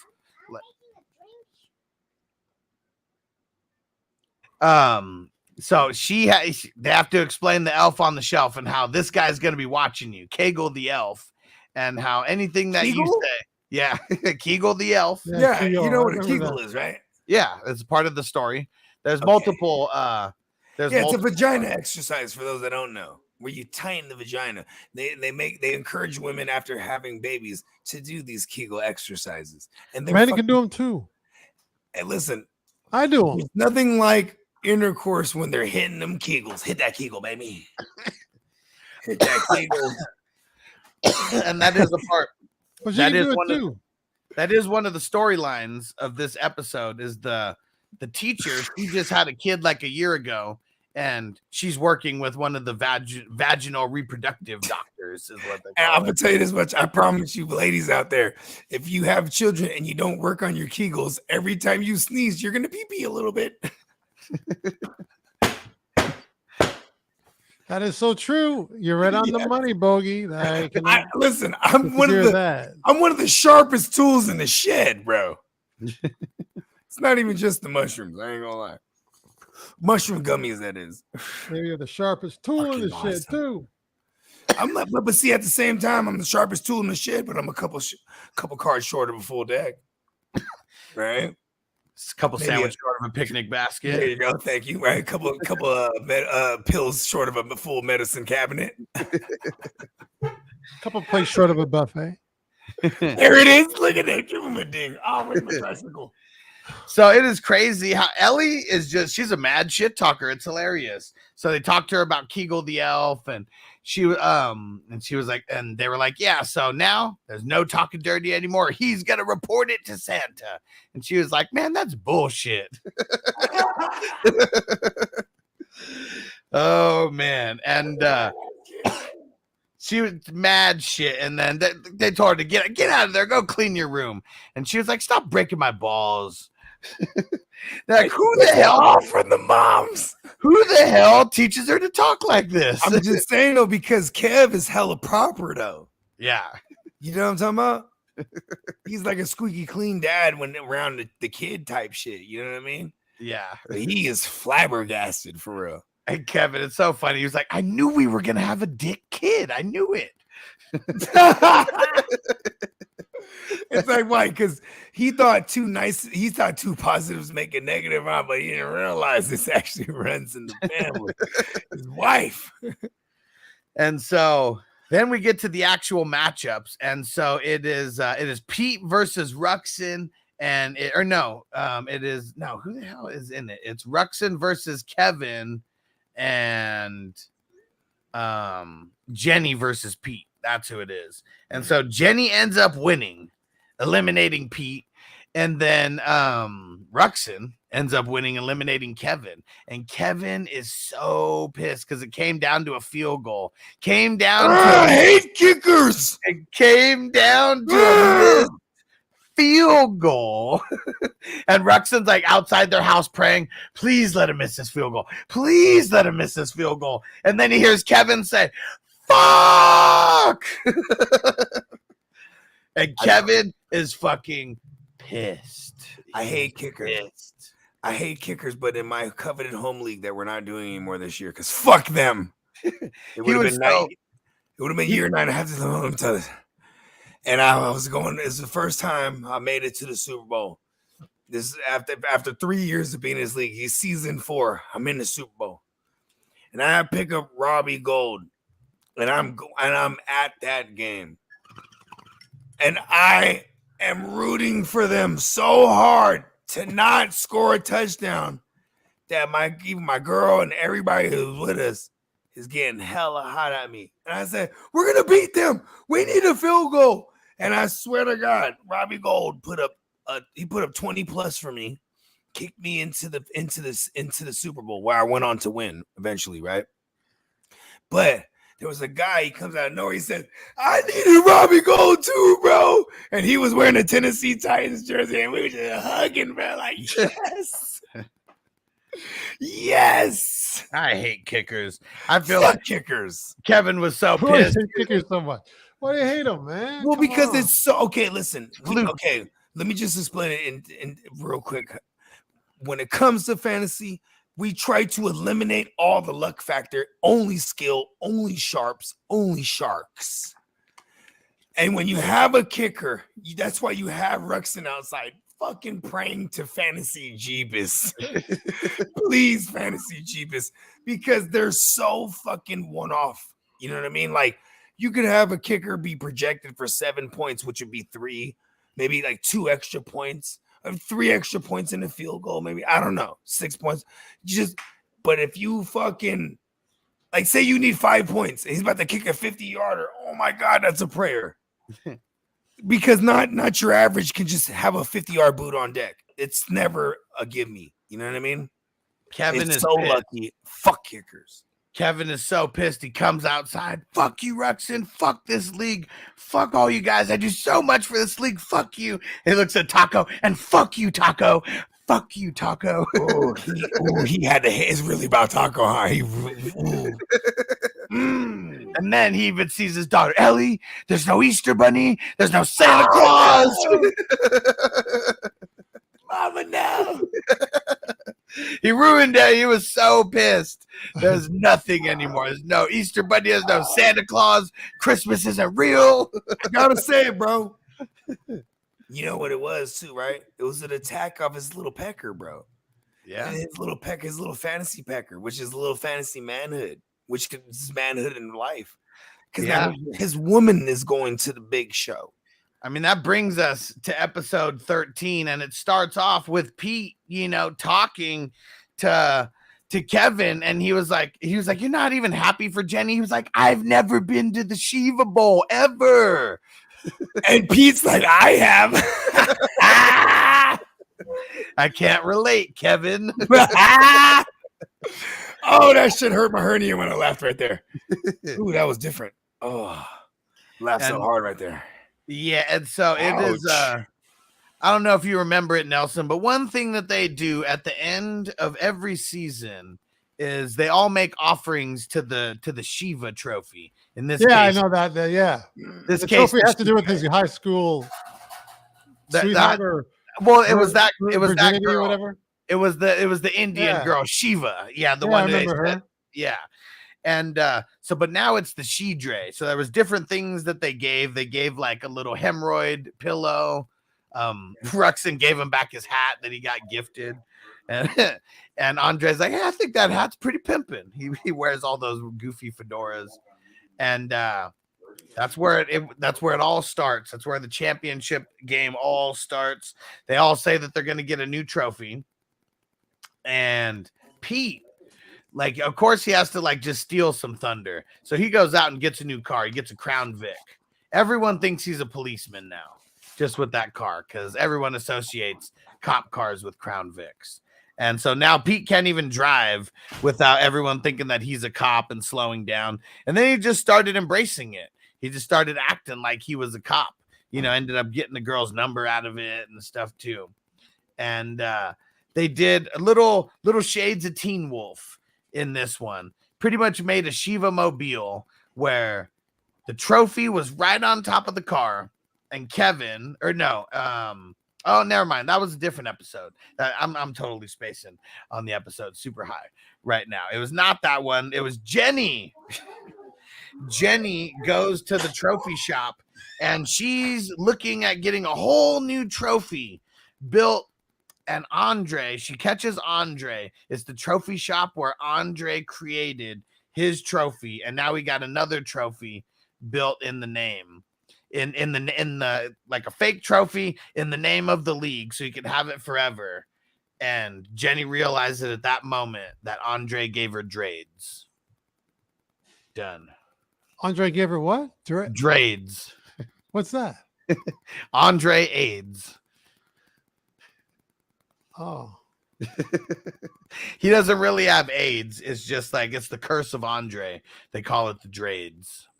Oh, okay. I don't know if I kind of heard that. It was because he created a false idol, and he's been worshiping a false idol because their idol is the Shiva, but he changed it to the Dre. And so that's why they say that he is cursed, because he went from worst to first. Right, yeah, I remember now. All in one season. Now he's playing Taco for the Sacco trophy, which is the trophy of the worst player in the league. And Taco really, he wants to win that trophy. He doesn't realize that if you win the game, you don't get the trophy. He just knows that he's going to beat Andre because he's not going to lose to Andre. The notorious tricycle is back. Yeah, I had to go dig out the thing. So, Bogey, what do you remember about that last episode? Do you remember where they were talking about Andre worshiping a false idol because he created the different trophy? Yeah. So it's not the actual title or something, right? Well, the championship was always the Shiva, but he changed it to the Dre. Oh yeah, that's whack. I don't like that. Nell said that he's been worshiping a false idol. And that's why he has Drake. Because the Shiva is the fucking cat's pajamas when it comes to that league. It's like, it's, you know what it is too? Like we got a shitty belt that's been going around in that one league I was telling you about. It didn't matter how beat up that motherfucker is, bro. That's that one. You're going to show up to the party with it. You know what I mean? You the reigning champ. That's why I did that league too. We don't even come around each other enough to stunt on each other. You know what I mean? Yeah. Because it's real ignorant come through wearing a belt. I can't wait for you guys to get a couple I think we're 2 seasons ahead. I think we're talking season 4. But where Jenny is going after the Shiva. That's when she's pregnant and she gets she has a little fantasy about the Shiva. Oh, it's a little jungle fever. It's hot and spicy. Okay. A Shiva fever. What's a jungle fever? A Shiva fever. Shiva fever. Everybody wants some of the Shiva. She's hot. And so it all boils down to Jenny and Ruxin, and then Taco and Andre for the Sacco. Jenny gets cursed by the Andrades, and Ruxin wins. And it's funny with Taco and Andre. So Andre beats Taco, meaning he doesn't win. Like whoever loses gets the Sacco trophy. He wins, but they bring up a very important, very fucked part of fantasy football, especially back then. Andre ends up losing a day later because of stat correction. I like that they did that. I ain't gonna lie, because man, so many of us could relate. I've seen an entire championship get celebrated for 2 days and stat corrected come that Thursday. Yeah, 4 days, however long it was from the Monday, whatever, to 2 days. It's not fun. I laughed. We actually got a dude who was dubbed Miss Columbia because that year he won the title and then his stat corrected his ass out of it because it was such a close matchup. Yeah. And that was the same year when Steve Harvey, he had announced the wrong bitch. I remember that. Female. It's ridiculous. Woman. Yeah. Venezuela, you won, baby. It was, yes, Miss Columbia. So forever we called him Miss Columbia because he got announced. He is the same thing. He got announced as a champion, and it got took away from the stat correction out.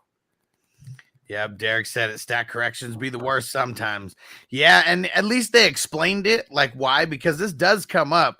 And he said, yeah, do you remember that touchdown that Joe Flacco threw to so-and-so? He was like, well, they actually reviewed it, and he threw it behind him. So that means it is technically a rushing touchdown, not a passing touchdown. That's good. That's good right there. Because I was about to say, like, it's really got to be something behind the line of scrimmage or whatever where it makes it's a fucking a rush, not a pass.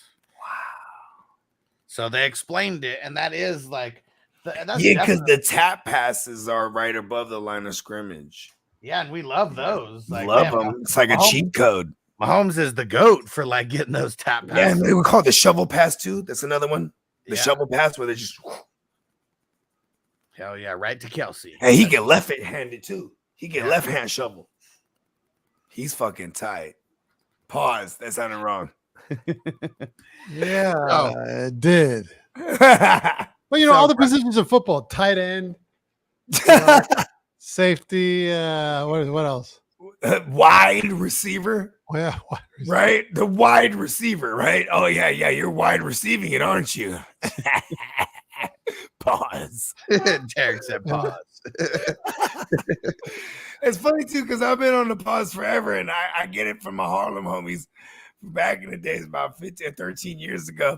And I ain't gonna lie, because when you go into the next, like where we are now, you know what I'm saying, with Cam and Mace, like it's just funny.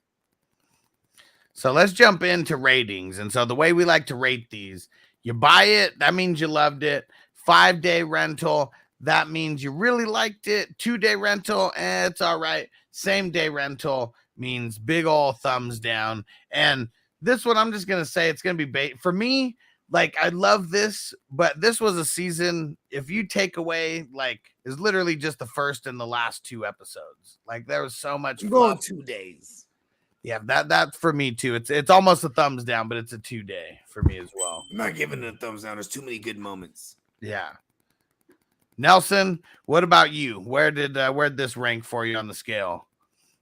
You said the top is what? Top is buy, and then 5-day rental, 2-day rental, same-day rental. I would easily do it like you said top is buy, 5-day rental, 2-day rental. Yeah. I do 5-day rental, man.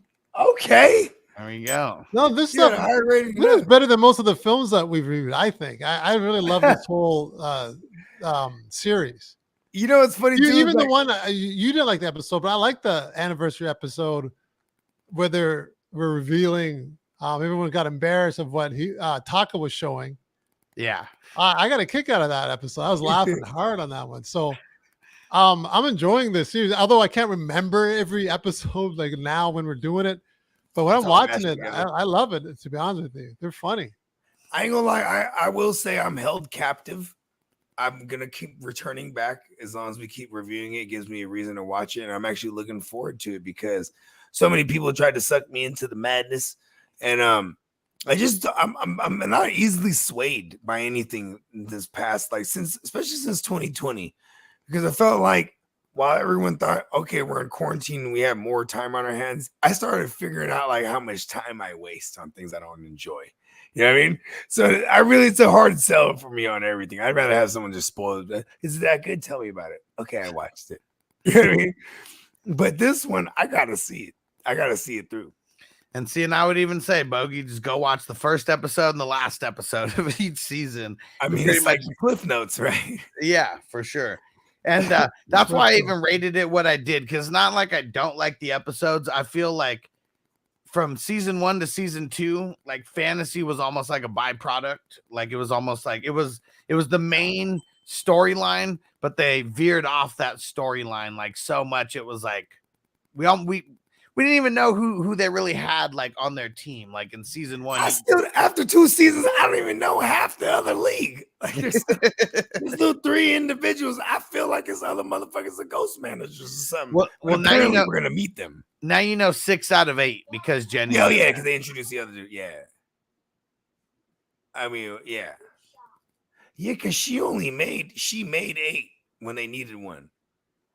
Do they ever reference that other guy that left initially again? Yeah, see, I'm even trying to think. I don't so the Adam Brody is who ends up being one of the guys, and he's like a real successful like guy out in LA. But the 8th person, I don't think they ever say who that person is. Interesting. Yeah. You know, this show is awesome. My next question. We get to bullshit for a little bit? Yeah. Okay. Bullshit. All right. So, this poltergeist thing, right? I swear, everyone that went there, at least from the East Side League, I've heard all these crazy stories. And I swear there was a poltergeist there, bro. Something there. And it's kind of funny because it had all the makings of a you horror. mentioned that to me. That's right. Well, you're the one who actually mentioned it to me. You said it first. Oh yeah, Yeah. the water thing. No one knew where the water came from. That's Yeah. exactly. Right Yeah, there. Is Derek still in the exactly. house? Derek was there. Water just started falling from the ceiling.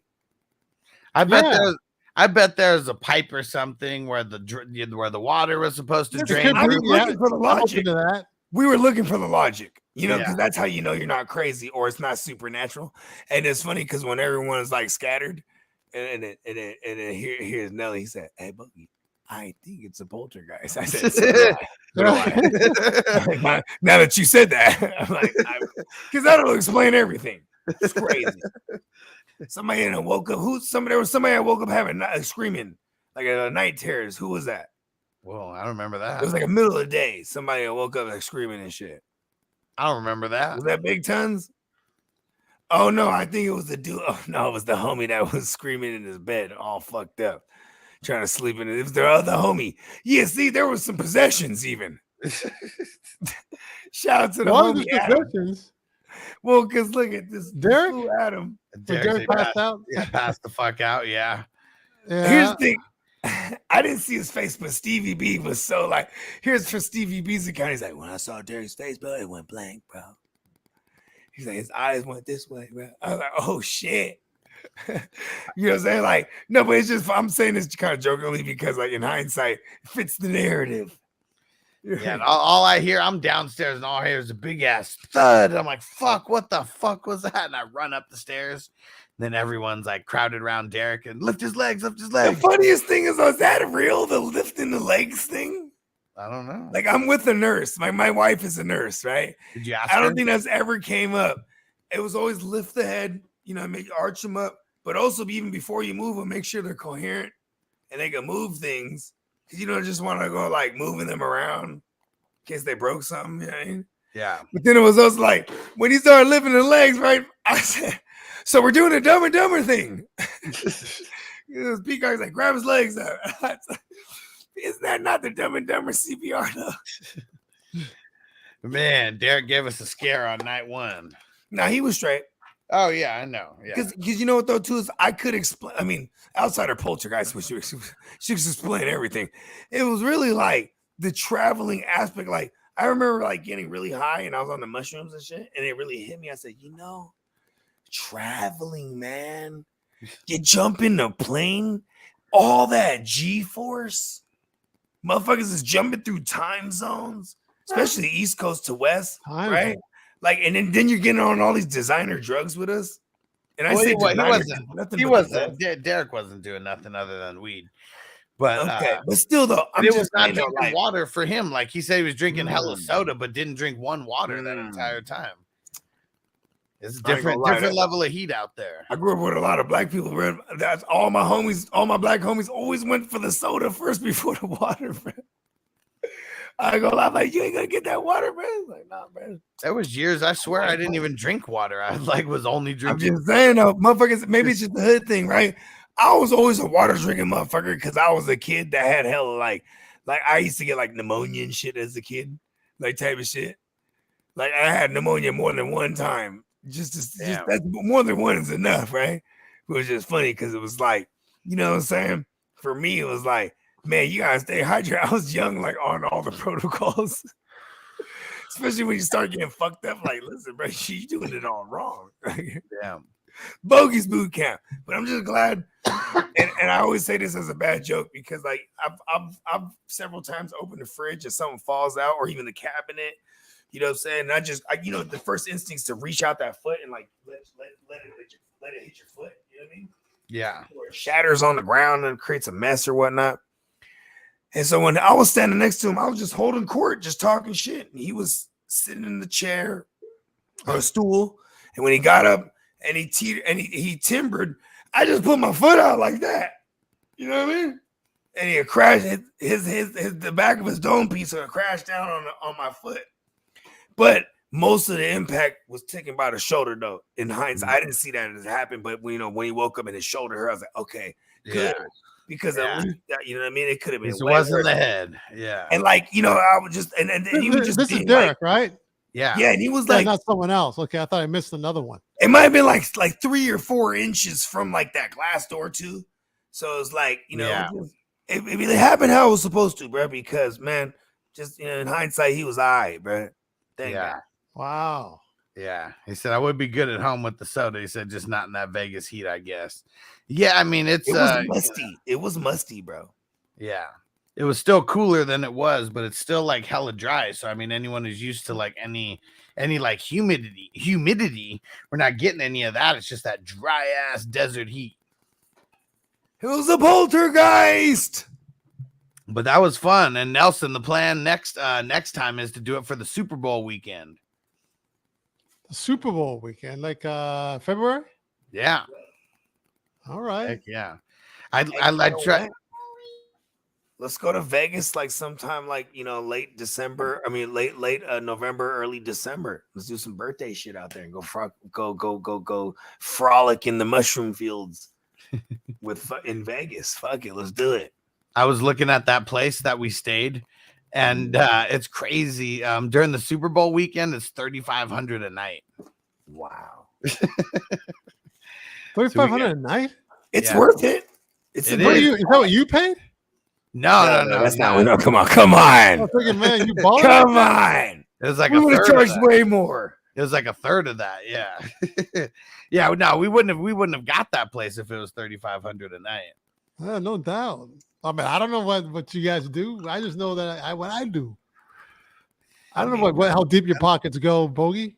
And that was a dope ass house. It's all the allure. I mean, we shouldn't. I don't ever respect the man who starts talking about what he got all the time right out the gate. Anyway, I mean, I want to judge a person on who they are versus not what they got. You know what I mean? That house was wild, man. That house was super cool. The entertainment room was the best.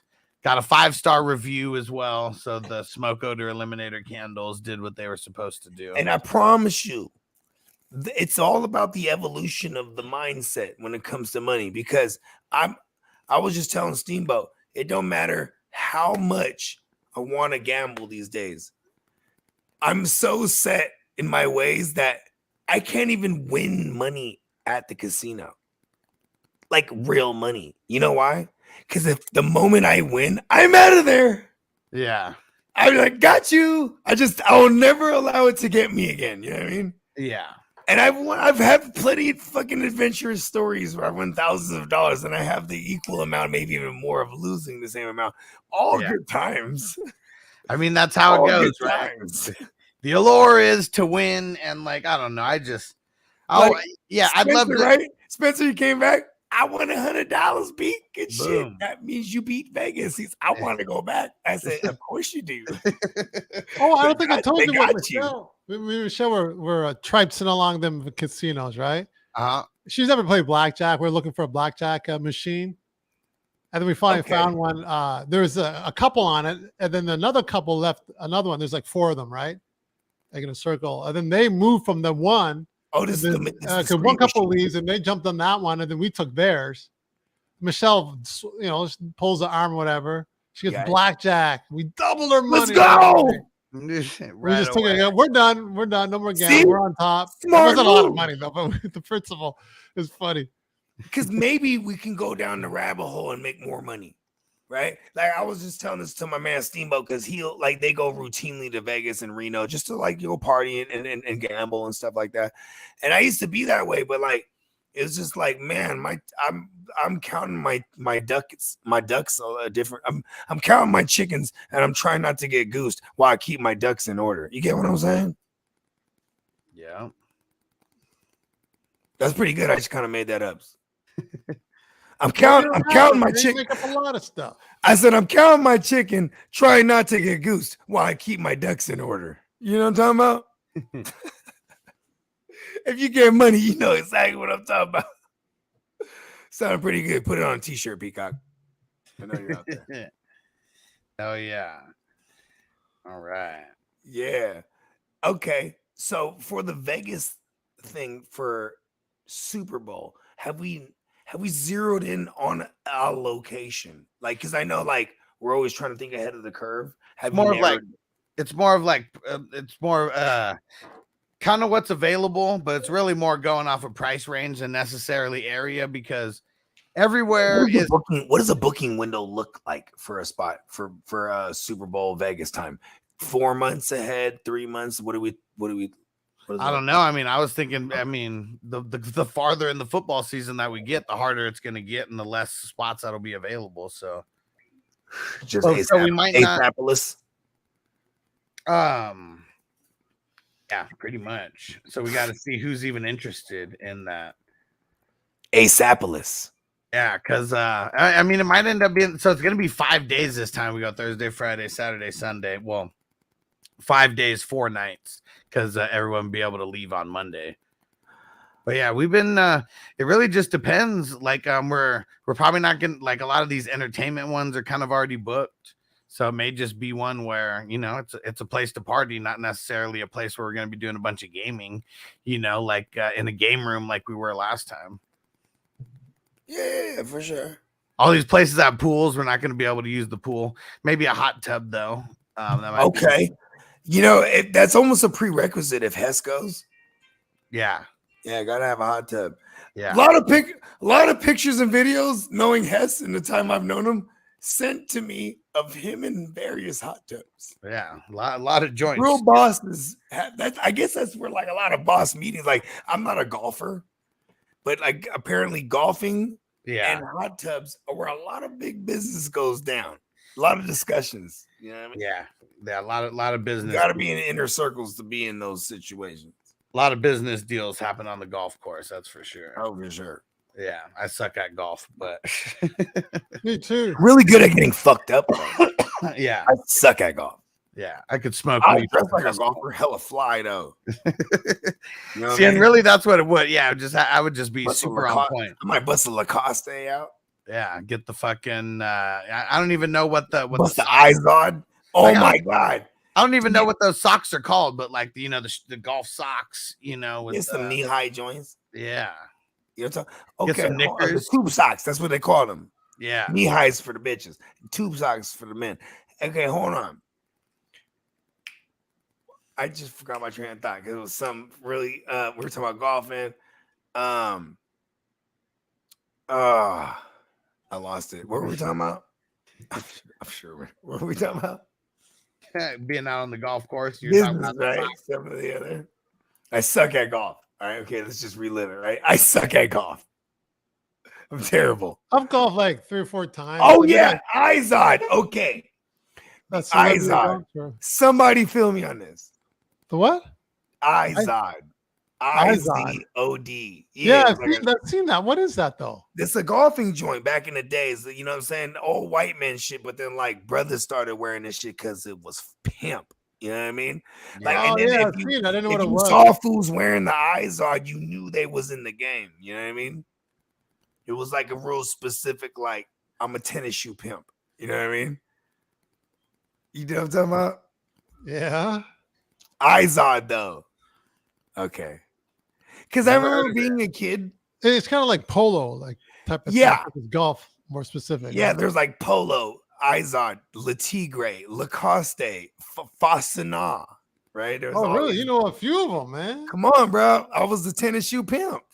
You know what I mean? You gotta, you know what I'm saying? You gotta be dipped in all the assorted golf joints. Not even playing golf at all. The fucking Fasana though, that was real player. Fasana was the little bird. It was like a little bird. You know what I mean? You know they all had like a little animal. Fasana. Oh, Fasana. I don't know that. Yeah. It was a fucking. I just used to be like a Nordstrom's motherfucker back in the days. You know what I mean? Be at Nordstrom's and like anything. I used to have this. I used to be like, anything I cop in this motherfucker, bitches is fucking me. I'm fly. I'm in Nordstrom's. Nordstrom's when good. You was young, and you graduated from Macy's to Nordstrom's, bro, you were really fly. You had to get money to go to Nordstrom's. I like Banana Republic now. I love Banana Republic. Nordstrom's is good. Perry Ellis is good too. You know, so the makers of Gap made, and I shout out to Perry Ellis. That was my leather jackets back in the day. Perry Ellis and Pele and bro, Mark Buchanan. These are like real old school shits, bro. And I was young knowing, you know what I mean? I was young knowing. But see, look at that. You just said another one, bro. Which one you just said? I said Perry Ellis. The Perry Ellis. Ooh. Even Eddie Bauer, remember that shit? Eddie Bauer's good, yeah. Eddie Bauer was good, bro. They were like Guess. I wasn't a Guess guy though. I fuck with Guess. Guess, you know what was dope about Guess? Because it was pricey too. It wasn't cheap. So, like, if you know what I'm saying, and Guess for me, Guess was all about the jean joints. The jeans, yeah. Right? The jean jacket, jean pants. I think they were a level up from Gap. Yeah. And Gap actually, their version of like polo and stuff like that was Banana Republic. Banana was a branch off of Gap. You know what I mean? And Banana Republic had all the fly shit, bro. And I loved Banana Republic because I was a young dope dealer and I was aware. Did they fall? I don't know. Anyways, the motherfucking Banana Republic, I knew I was aware of the history, bruh. Because that's how they used to smuggle the Coke bricks. You know what I'm saying? Through the Banana Republic, yes. Oh, because, shit. What was it, Cuba or whatever country it was? Yeah, Cuba, I think it was. One of their main exports was bananas, was plantain. You know what I'm talking about? And they was moving the bricks. Plantain. Well, you know, I'm Filipino. They call it plantain. Hey, those are fire, bro. The little mini cook them in a little bit of oil. And then you fry them with salt. Throw a little brown sugar on them. Well, they kind of that'd be good, but they do caramelize. You can do a caramelize. That's how Filipinos do. They call it taron. It's a fucking, like, you know, you ever had egg rolls? Egg rolls? Yeah, egg rolls, just in general. Egg rolls. So that wrap, right? That wrap, what they'll wrap an egg roll with, they'll wrap like a banana with like jackfruit. Are you aware of jackfruit? And they'll like, I used to eat jackfruit all the time. Right? It's fire. And like, so they'll take like a plantain or a plantain, whatever you want to call it, right? I'm saying like Filipinos and shit. And then they wrap it with the jackfruit in that fucking thing. And then you deep fry it and then you coat it in like brown sugar and shit. And it's fucking delectable. It's what is it? A delicacy. Delicacy, yeah. Yes. Third world fried shit. They deep fry everything. Give it to me. Oh yeah. Well, so good, man. Not good. The next movie that we're gonna break down is gonna be The Replacements. This is gonna be the last one of our football series that we pretty much did for like 2 months, month and a half. Yeah. This one's a classic. The Replacements, you said, right? Yeah, Shane Falco. Have you seen this one actually before Nelson? No, I've heard of it. I'm throwing the I'm texting here. No, I've heard of it. I've never seen it. It's classic. Keanu Reeves, Gene yeah. I know about it. I didn't see it though. Yeah, it's got a really good cast. You I'm almost ate it on the whole one, but I was like, isn't Tom Cruise in one called all the right moves or something? Yeah, so that goes back to the 80s. Yeah. Well, what's The Replacements? Like 93, 94? No, like 99 or 2000. Oh yeah, 99 for sure. I was a freshman in high school. Yeah, all the right moves, man. The 80s, man. You know what? I love Tom Cruise, and I'm not aware of that one. I'm aware of it. I never saw it. They do make a mention of it in the first Scream. She was like, yeah, we're going to get Tom Cruise in all the right moves. She was like, if you pause it at the right moment, you can see his penis. Oh, shit. Where'd you hear that? That was in Scream 1. She was going to the movie store to go get some movies. And said they were going to get Tom Cruise in all the right moves. Oh, yeah. Have you ever, because you guys actually, I wasn't on that episode when you guys did Scream 5 or what it was? 6. But that you were able to watch that one and not see like the history. Have you ever went back, Nelly, and like seen the original Screams? They're really well done. I saw the one years ago, but like way after it came out. I saw the first one, but I watched it recently when me and Alex reviewed it as well. What's crazy about that is that this is Wes Craven recreating the slasher genre. I would almost be down to do like almost like a rating. Like, how would we rate them? Like, we would have to watch them all before we did it, but a whole episode just about that where we rate, from 1 to 6. There's no dirt on the carpet, right? the fucking cotton. Or what is it? But Nelson, yeah, we'd have to get Nelson to watch all of them to be able to do that. All the Screams? Yeah, if we did that where we had I've seen three of them. Oh, okay. Which one? My mom's clumsy like me. I saw the first one like 3 times, and then I've seen I've seen the first one twice. I'll text you. Then I saw 4 and 5 with you. So I'd have to see 2, 3, and 6. Well, you've watched 6 already because I was. So I'd have to see 2, 3, and 4. Okay. I saw 5 and 6 with you, right?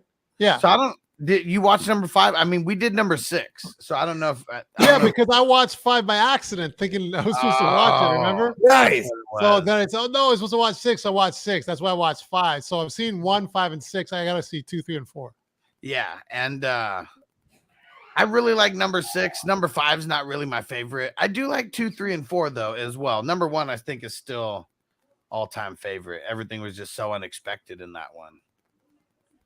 All the rest, they kind of take little pieces from the other ones. And I mean, the second one, it's really like it is like a whole sequel, and they're doing things specifically on purpose to be like the first one. But yeah, that's a really good horror series. And Bogey was even talking about what do you think about this, Nelson? Just kicking around some different ideas where we did one show maybe about one actor, or about or maybe like 90s movies or 2000s movies. But if we did the one where it was just one actor, we would just break down some of their best movies and just talk about what are some of the best pieces from some of the best movies of some of these actors. Like Sam Jackson and Denzel got kicked around. Hey, that'd be cool. Well, then we should all do our own research and then go from there, which we probably would anyway. Yeah. And We'll probably get different information slightly, which would be good. Because we've had scheduled movies for a little while ever since we went down this football tear, but now we need to come up with some new ideas for some new shows or some movies to review. Man, I got all the ideas, bro. Yeah. You know what I'm saying? It's like, listen, I want to do like I want to do actor like catalog joints. Yeah. We could even do like drafts. You know what I mean? Yeah. Like, and then, you know what I'm saying? Like, we could, I don't know. I mean, there's all kinds of things we could do. But I want to do like actor catalog shit. Like, we could do a Denzel. We could do, I mean, I've been saying this forever. Do a Leo. Do a fucking, you know, a Jim Carrey. A fucking Adam Sandler. Where it's like, because now we could just house all kind of shit and just go down rabbit holes of different actors and different little tidbits of the movies and etc. Would we have to watch like the movies are fine, just research of them? Yeah, no, all of it. Like we could even do one where we just bring it to the table. Even like, okay, I'm bringing Denzel to the table this week, and then something gonna be. But here's another thing too. I also want to get into. I want to, like, as much as we've been exposing you to movies that you probably never seen, I want to do the flip side of that too. You know what I mean? Yeah. No. Like shit that we haven't seen that you enjoy, Nelly. Like, yo. Oh. You know what I'm saying? Yeah, I'm into some weird movies. Let's go. And we definitely got to do a re-breakdown of Paid in Full. Let me see. That's we're gonna have Lauren to come on the show with us. Yeah, that'd be cool. Because let's see, October. Yeah, and we won't smoke weed or nothing like that. You know what I mean? If she felt uncomfortable being on screen or anything, just because we're always about catering to the guests. And October 25th, 2002 was when it came out. So this year is the 21st anniversary. Yeah, that was cool. We actually reviewed it on the 20th year. We basically reviewed it in its 20th year. That's pretty cool. So we could do it in the 21st year, and so it came out October 25th. We could lock that in for October 27th. Was that a Friday? Yeah. Yeah. So Halloween. There it is. We're gonna be doing some horror movies around Halloween. Yeah, we got to. Yeah. Yeah. So let's see. Any ideas of what we should do after The Replacements? Yeah. Apocalyptic movies. Ooh. Like also, I mean, I'm more than welcome to a Nelly's suggestion for the first time in the I'd love to see you guys see Deer Hunter with Christopher Walken. That's a good one. De Niro, Walken, and Meryl Streep. I've never seen it, and I know that's like one of the best movies of all time. I haven't read movies I've ever seen. Let's fucking go. And and it took them a while to shoot. It's a long movie too, but it's every scene's freaking good. Oh my god! See, there it is, bro. Say less. All right, we're gonna take it back. I think it's 2.5 hours. It's a long. Let's fucking go. But Walken, the acting. Christopher Walken. Yeah. Yeah. Oh yeah. He's in it with De Niro and Meryl Streep.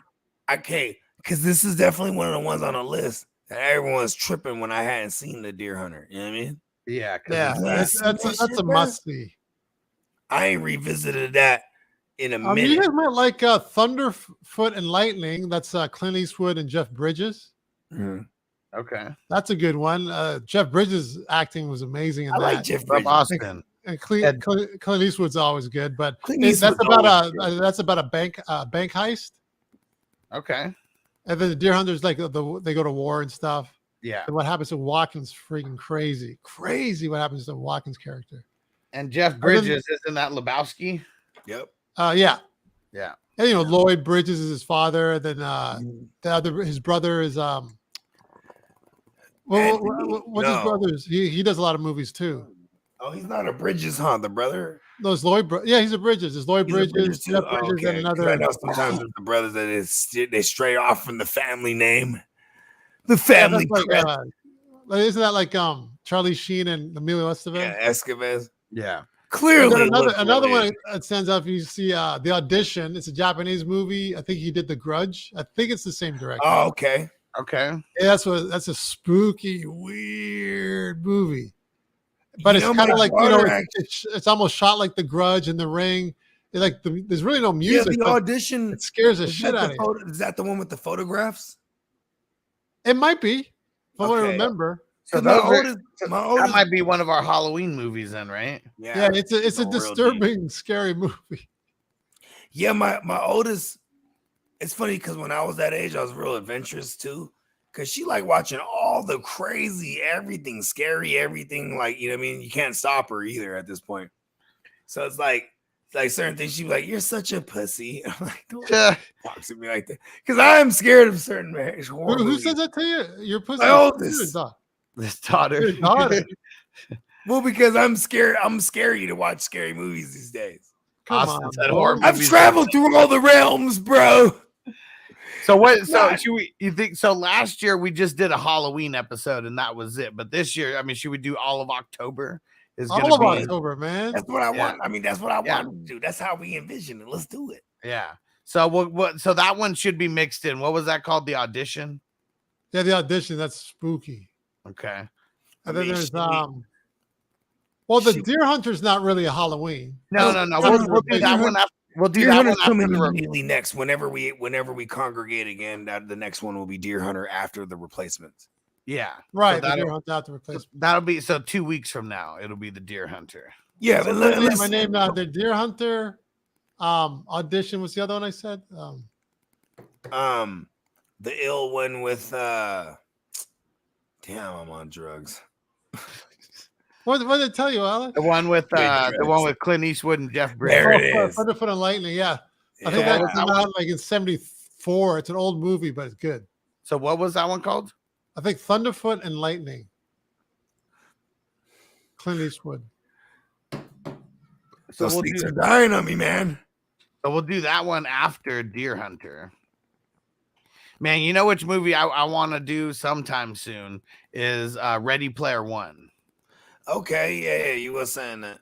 That one's a super cool movie, and it's about, I think, like 40 something, and it's all about this video game and a whole video game world. But it's Steven Spielberg, and it's based off of a book. Oh, yeah, that sounds interesting. It's really interesting because they go through like a bunch of classic movies. Like it's just I'm not gonna lie to you. I watched it one time and I was shrooming in a motherfucker, and I thought that movie was fucking amazing. I couldn't even remember nothing about it. It was one of those ones I actually went to the theater. I think we were talking about this on the last Silver Screen Breakdown. Austin said Nightmare on Elm Street for free on HBO. We gotta do one of those for sure.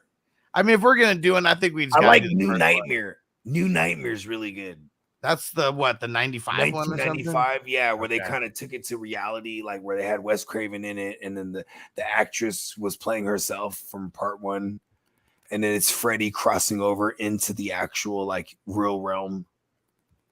What do you think, Nelson? Well written. Really good. We gotta. I'd love to do a Nightmare on Elm Street. But do you want to do the new that one, the New Nightmare?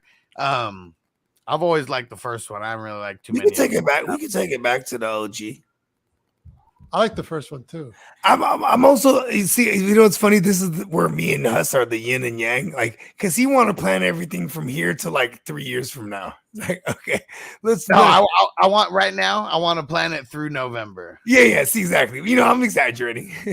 Yeah, I almost want to like no, not 3 years from now, just in November. I want to not during the football season. I just want to already have all the movies, so we don't even have to like. Oh yeah, I can dig it. Yeah, so we're gonna be busy. Yeah, make sure you text it to me too. Yeah, landline. Because I will not remember the order of them.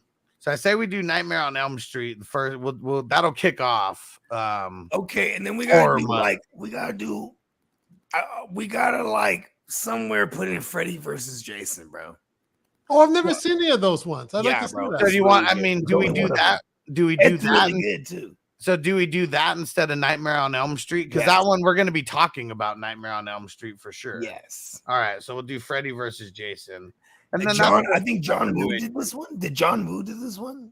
Let's see. Was there It a was one of standout? those. Like, It was one of those like this? Asian directors that did John the Woo crazy does- action flicks. John Woo's always doing those standoffs. That's his style. No, Ronnie Yu. Okay, but he's a product of John Woo.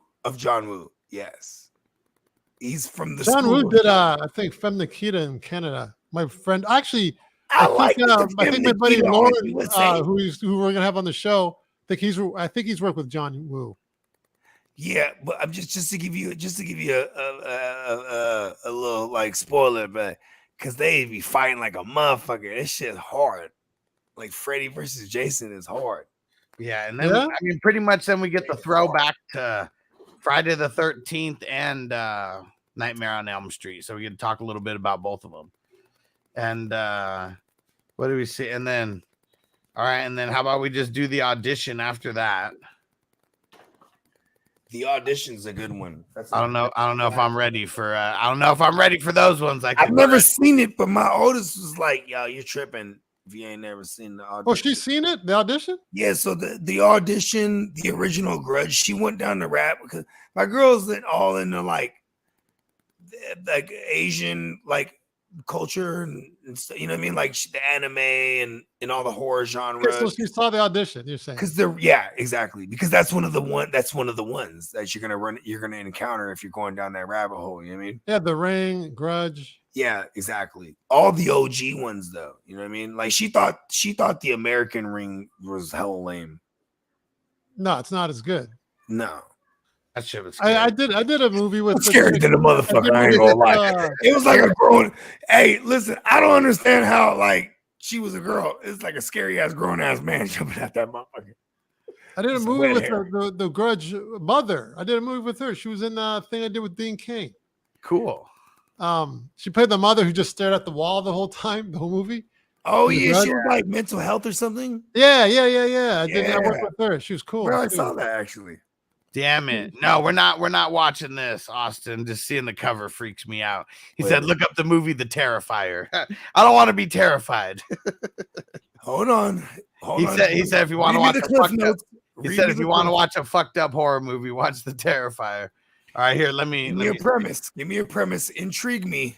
let's see. Man watching a small TV where Monica Brown, a talk show host, interviews severally disfigured women, a sole survivor of massacre that took place the previous Halloween. Brown mentions that the body of the killer, not only as the Art the Clown, disappeared from the morgue, suggesting he's still alive. However, the disfigured woman insists she saw him die. The man revealed to be Art the Clown furiously kicks the TV and fills the garbage bag. I with was about to painted say, I objects. bet you was him. After the interview, Monica talks to her partner on the phone, making disparaging remarks about the interviews because of her appearances. The disfigured woman who'd been eavesdropping attacks Monica and gouges her eyes out, laughing maniacally. Oh my god, maniacally. Maniacally, yeah. It doesn't sound appealing to me. Yeah, see, I already saw the whole movie. I'm glad you read that to me because now I don't have to watch it. I'm terrified. I hate clowns. I'm not terrified, but it doesn't really sound all. But it's a psychological aspect. The killer doesn't necessarily kill them. He wants to disfigure them and fuck them up psychologically for life. Yeah. Have you guys seen any of the Rob Zombie movies? What's that? Yes, I've heard of Rob Zombie. Which ones are they? The first one is House of a Thousand Corpses. Oh and yeah, then I've heard of the that. second one is In the Devil's Rejects. The Devil's Rejects. Yeah. It's funny Yeah, to I've me heard of them. I because haven't seen them. it's a great album series from the Jacka and Am Pacino. If you guys want to check it out, it's called The Devil's Rejects. It's part 1 and 2. Fucking awesome content. Those what I mean, I guess the Rest in peace to the Jack. I like the Devil's Rejects more. I like the sequel more than House of a Thousand Corpses, but House of a Thousand Corpses is pretty trippy the way that everything plays out, and that's where you really get to meet all these characters. It's a good film. Yeah, it's really well. I mean, come on, man. For the type of horror movies and shit that I mean, there's more of a story than just like some like horror. Well, if you understand. First, to watch a Rob Zombie horror flick, man, you have to understand Rob Zombie. You know what I mean? And this kid, and it goes back to the episode of Cribs MTV Cribs. And this is when, like, you know, he actually showed his crib and went no new Fugazi. He has an underground, like, you know how we was in like a basement type of thing over there in Vegas. He has one of those, but it's like the house is like 5,000 square feet. So that whole bottom is the same thing, right? Just one big ass little compound underneath. And it's all rows and rows of horror movies, videotapes, VHSs. Yeah. So this guy is like the horror movie buff of all time. So when you watch his movies, he pays several homages and it's really well done. Is this Zombie you're talking about? Yeah, Rob Zombie. Like he even took a shot at Halloween, did some Halloweens as well, did a retake on I've never seen those. And Austin really, said that really good. He said that he liked the Rob Zombie Halloween. I've never seen Rob Zombie. I think they're really fucking good because I didn't like a lot of the other retells before that. Okay. You know what I'm saying? They were all whack. Didn't he legit? I don't even like the Halloweens to begin with a lot of like outside of like part 1 and maybe like the Curse of Michael Myers. Because didn't he just legit remake number 1 and 2? And and he did his own twist on it. He did a reboot. Yeah, so, like there is no Loomis. It's some other guy, but he looks like Loomis. You know Zombie, is he a producer or director? Director and writer. Yeah, he wrote it and directed. Yeah. And it really fucking good because he's the type of dude. If I wanted to do a horror movie, I would seek out. Like Ricky Williams told me that I'm in my life, I should only talk to people that have the authority of things. So if I wanted to make a horror movie and just like wanted a one-off director, I would go find Rob Zombie because like he is the nostalgia. And it sucks that like he kind of gave it up. Or maybe like I don't know, maybe I stopped following it. I'm pretty sure he did like independent joints.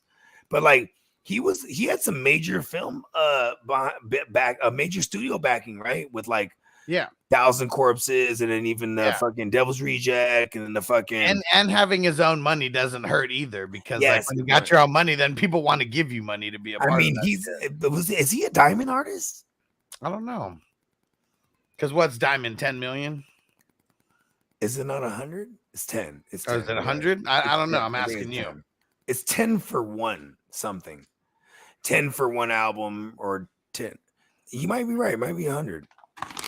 So he sold. It says sold over almost 6 mil. Yeah. So I don't know. Yeah. Okay. So he's not actually one of the bigger like. Okay, so he might have made more or just as much money doing these movies than he did music. So I do want to mix in one of these Rob Zombie movies. It could be the new Halloween. Yeah, the one if you hadn't seen it. You know what I mean? I haven't. I mean, I don't think Nelson hasn't seen any of the Rob Zombie movies though. I like to see one of his originals, the first two, one of the first two of the you mentioned. John Carpenter. I think the House of 1,000 Corpses. Then I mean that because I was like the first. What if we did like a Halloween? I like to see that. What if we had like an assignment to watch like these specific Halloween movies? You know, part 1, John Carpenter. You know, Rob Zombie part 1, and then you know what I mean. And then we're just gonna pick 4 movies, is what we're gonna do. Oh, okay. Because we're gonna do it for the whole month. I was talking about grouping like Halloween into one, like the Halloween genre into one. It's probably just gonna be too much. I mean, it's gonna be tough to watch more than one movie a week with everything. With little ambition. Yeah. You know how much we're gonna be. I know. You're ever the organizer, and I'm ever the chaos. All right, so I think so. House of 1,000 Corpses. We'll do that one, and then. But what's gonna be like? I don't want to do 1,000 Corpses. That's bro. It's I think you got to go back and watch it because most horror. I own that movie. Do most horror movies not suck? Like like most of them kind of suck. I mean, like I guess like if it's supposed to be slasher, like I feel like he was like he tried to introduce like a psychopath genre. You know what I mean? Like he wanted Texas Chainsaw Massacre mixed in with the Manson family, and it was just like this is what he was trying to do. Like and I dig it. I just didn't really dig it. Because Nelson hasn't seen any of them, so he said he wants to see one of the first. Okay, yeah, we can do it. I never watched Devil's Rejects until you showed me that one clip, and I went and found it. Yeah, because I never there's also oh shit, what is it? Because you showed me that final clip, what's that with crazy shootout. I was like, oh, I'm watching that. That shit's crazy. There's also with what the fuck am I thinking of the movie my friend's in? Can't think of the name of it. Call your friend. No, you guys serious. know it. There's like the Saw movies. Oh yeah, okay, yeah. Yeah, Which with one- Jigsaw. Which one is he in again? Jigsaw. He goes like he's in Saw 2, 3, and 4. For I'd be real? down to do- Oh, I'd be he's down- the detective dude. Yeah, that's my friend. Yeah, He used I'd to be come to down- my I'd apartment. be We used to do acting scenes together and stuff before we made it. I'd be down to do Oh, yeah, number work. 2 as a hat tip because I mean Saw movies they're just super fucking gory. as Even well. if we're not doing I've the never seen. here's the thing though, four. I don't even want to limit us to recaps. Like even if like we were privy to you bringing us on some of your peers, we could just talk movies. You know what I mean? And their experiences. Like I'm about that too. You know what I mean? Well, we're gonna bring Lauren on. Yeah. I Okay. think he's Yeah, really but not moved by we it. definitely got to review Pain and Full. Where Hey, have you seen Hostel? Do you guys ever see those? oh Hostel? yeah. Yeah. Come Oh, on. you know Hostel? Yeah, you know That's it's funny. kinda creepy. Hostel Real is actually the last of the gory movies where I was like, I'm not paying to go watch these anymore. Because Hostel Part 2, I was like, oh my god. Did I know don't know there's some- too, but one was disturbing to me. It was just this. one was really It disturbing. almost Yeah. seemed like it could happen. I Yeah. mean, I'm not going to I Europe. feel like it does happen, and that was like You a know what? biography. Actually, Oh, we'll yeah, be right. okay. Right, We that's can what I go was- out there. We're gonna be okay. We're minorities. And they really couldn't stand those white Americans. I was like, They want the blonde hair. they want to blue-eyed. slice them right up. I guess Part 2 so. was awesome with the kids. Remember, like you get in that wrong little neck of the woods, and kids will fuck you up. Ooh, That's the Austin thing, said, you're what in a about foreign what about the country. first Scream? Ooh, Really yeah, good. It would be cool to do. I mean, whether it's that Nostalgic. one or we jump into number 2 because Nelson hasn't seen number 2 Hold on, yet. are we in a then we just- 25-year anniversary for Scream 1 yet? Or we already went over that, huh? That was Yeah, 2021. had to be. Yeah, Yeah. yeah, because Scream 1 was what 96, 95, 96. Yeah. 96. So it was Let me see. So 2000. So, well, actually, so this is no, this would be the 20. Was it 97? Roll something. Yeah, wait, But what's that? Scream was out in '97, I think. Yeah, 97. So how many years are we from then till now? So 2022 was the 20. Yeah. 26. It's the 26-year anniversary episode. No such thing as a 26-year anniversary. No, but it is when I make it up. I make up all kind of things. I just said earlier, I said I'm trying to count my chickens, trying not to get goosed, keeping my ducks in a row. I know none of them are on like a 20-year or 25-year or anything, or because Scream But 3. we that did would be, Paid in Full on the 20th year anniversary, unbeknownst to us. I know. Jeez, we totally missed that. No, but we did it though. Oh, I know. Yeah, but we missed. I don't think we Let's mentioned go. it though. Universe. The And it went. universe. And it was Marty in the chat on another show because back then the silver screens were uploads. And he's like, "Hey, my brother's in that movie, y'all."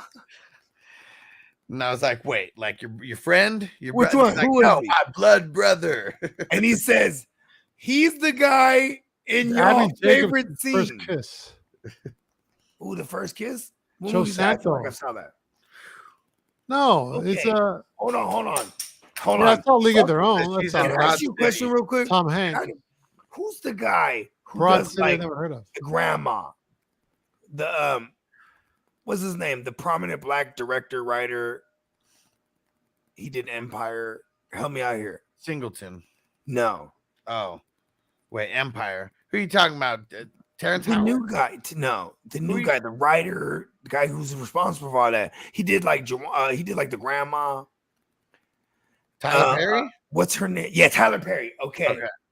So Tyler Perry at one point started doing the Alex Cross or whatever. Do you remember that? The what? He started doing like the serious, like suspense thriller joints, but he adopted the character of Alex Cross. I don't know if it's Alex Crosser or either way. It was the Morgan Freeman character that was in like Along Came a Spider and Kiss the Girls. And do you remember those? I remember those. Yeah. Really fucking good. So down the road, about like 10 years ago, 15 years ago, Tyler Perry like decided to like rewrite like stories being the same, but now he's that, he's playing the character, Morgan Freeman character. I never watched those movies, but I'm saying no, that Kiss the Girls and Along Came a Spider, really fucking good.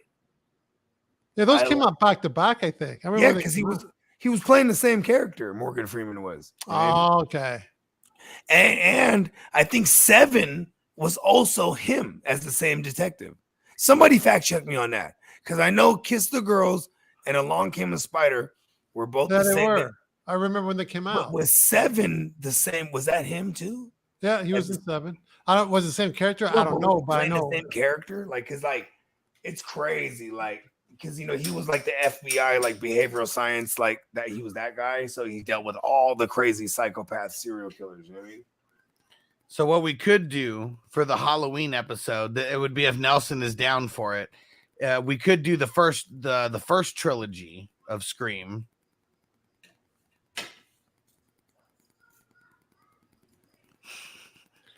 He's thinking about it. I just saw it. I mean, just watch it again. He's like, I guess. No, listen, Nelly. Okay. I just saw it, so I mean, if you want to do it, it's cool. No, not the ones that you just saw. 1, 2, and 3.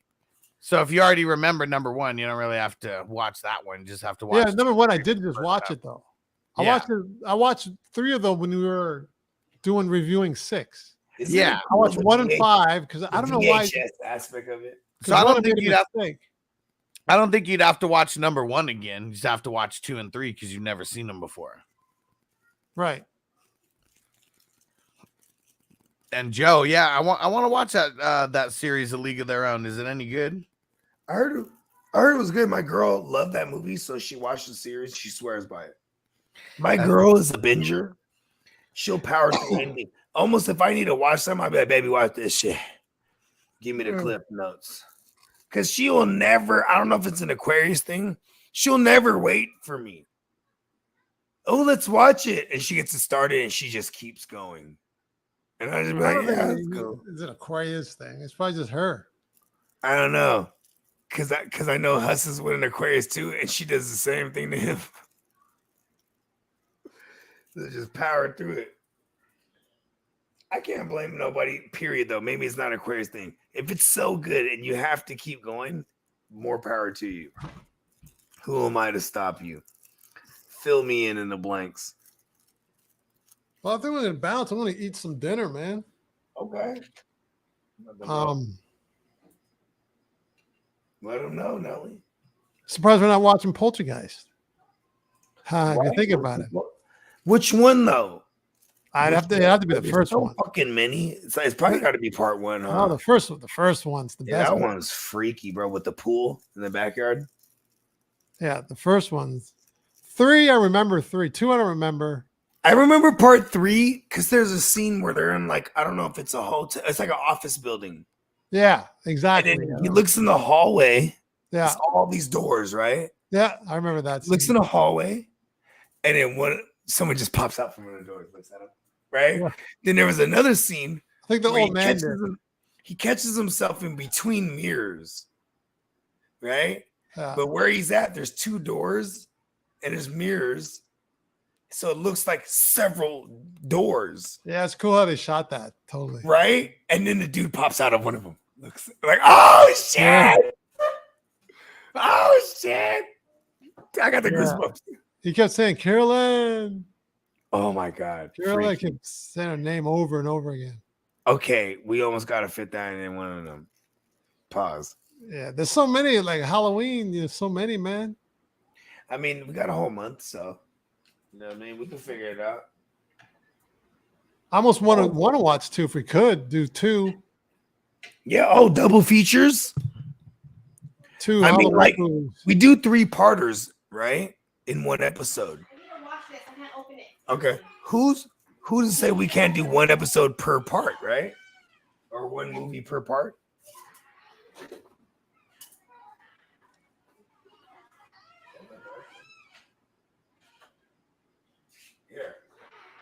Yeah, that thing was hard.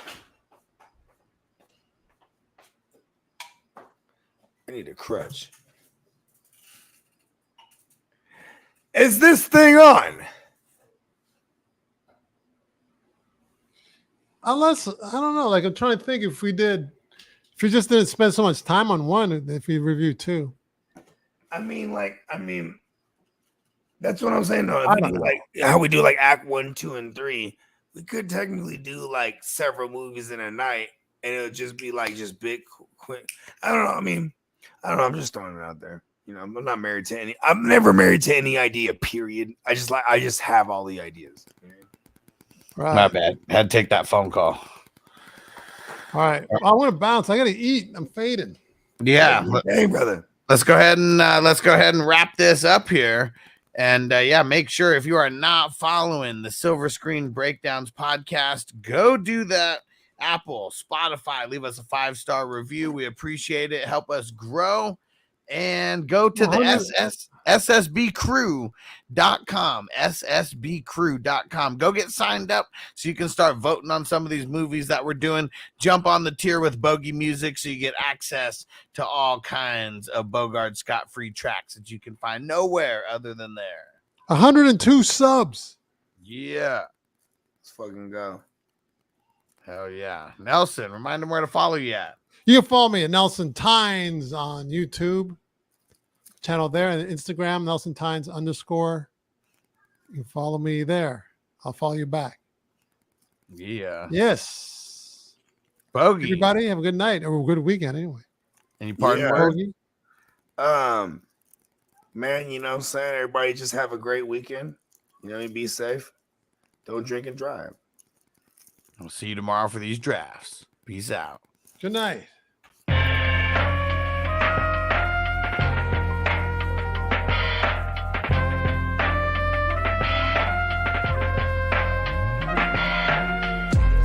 Silver screen, motion picture shit. This ain't a dream, we really live this shit. Don't intervene, yo, we with this shit. That's where the most high, we the most lit.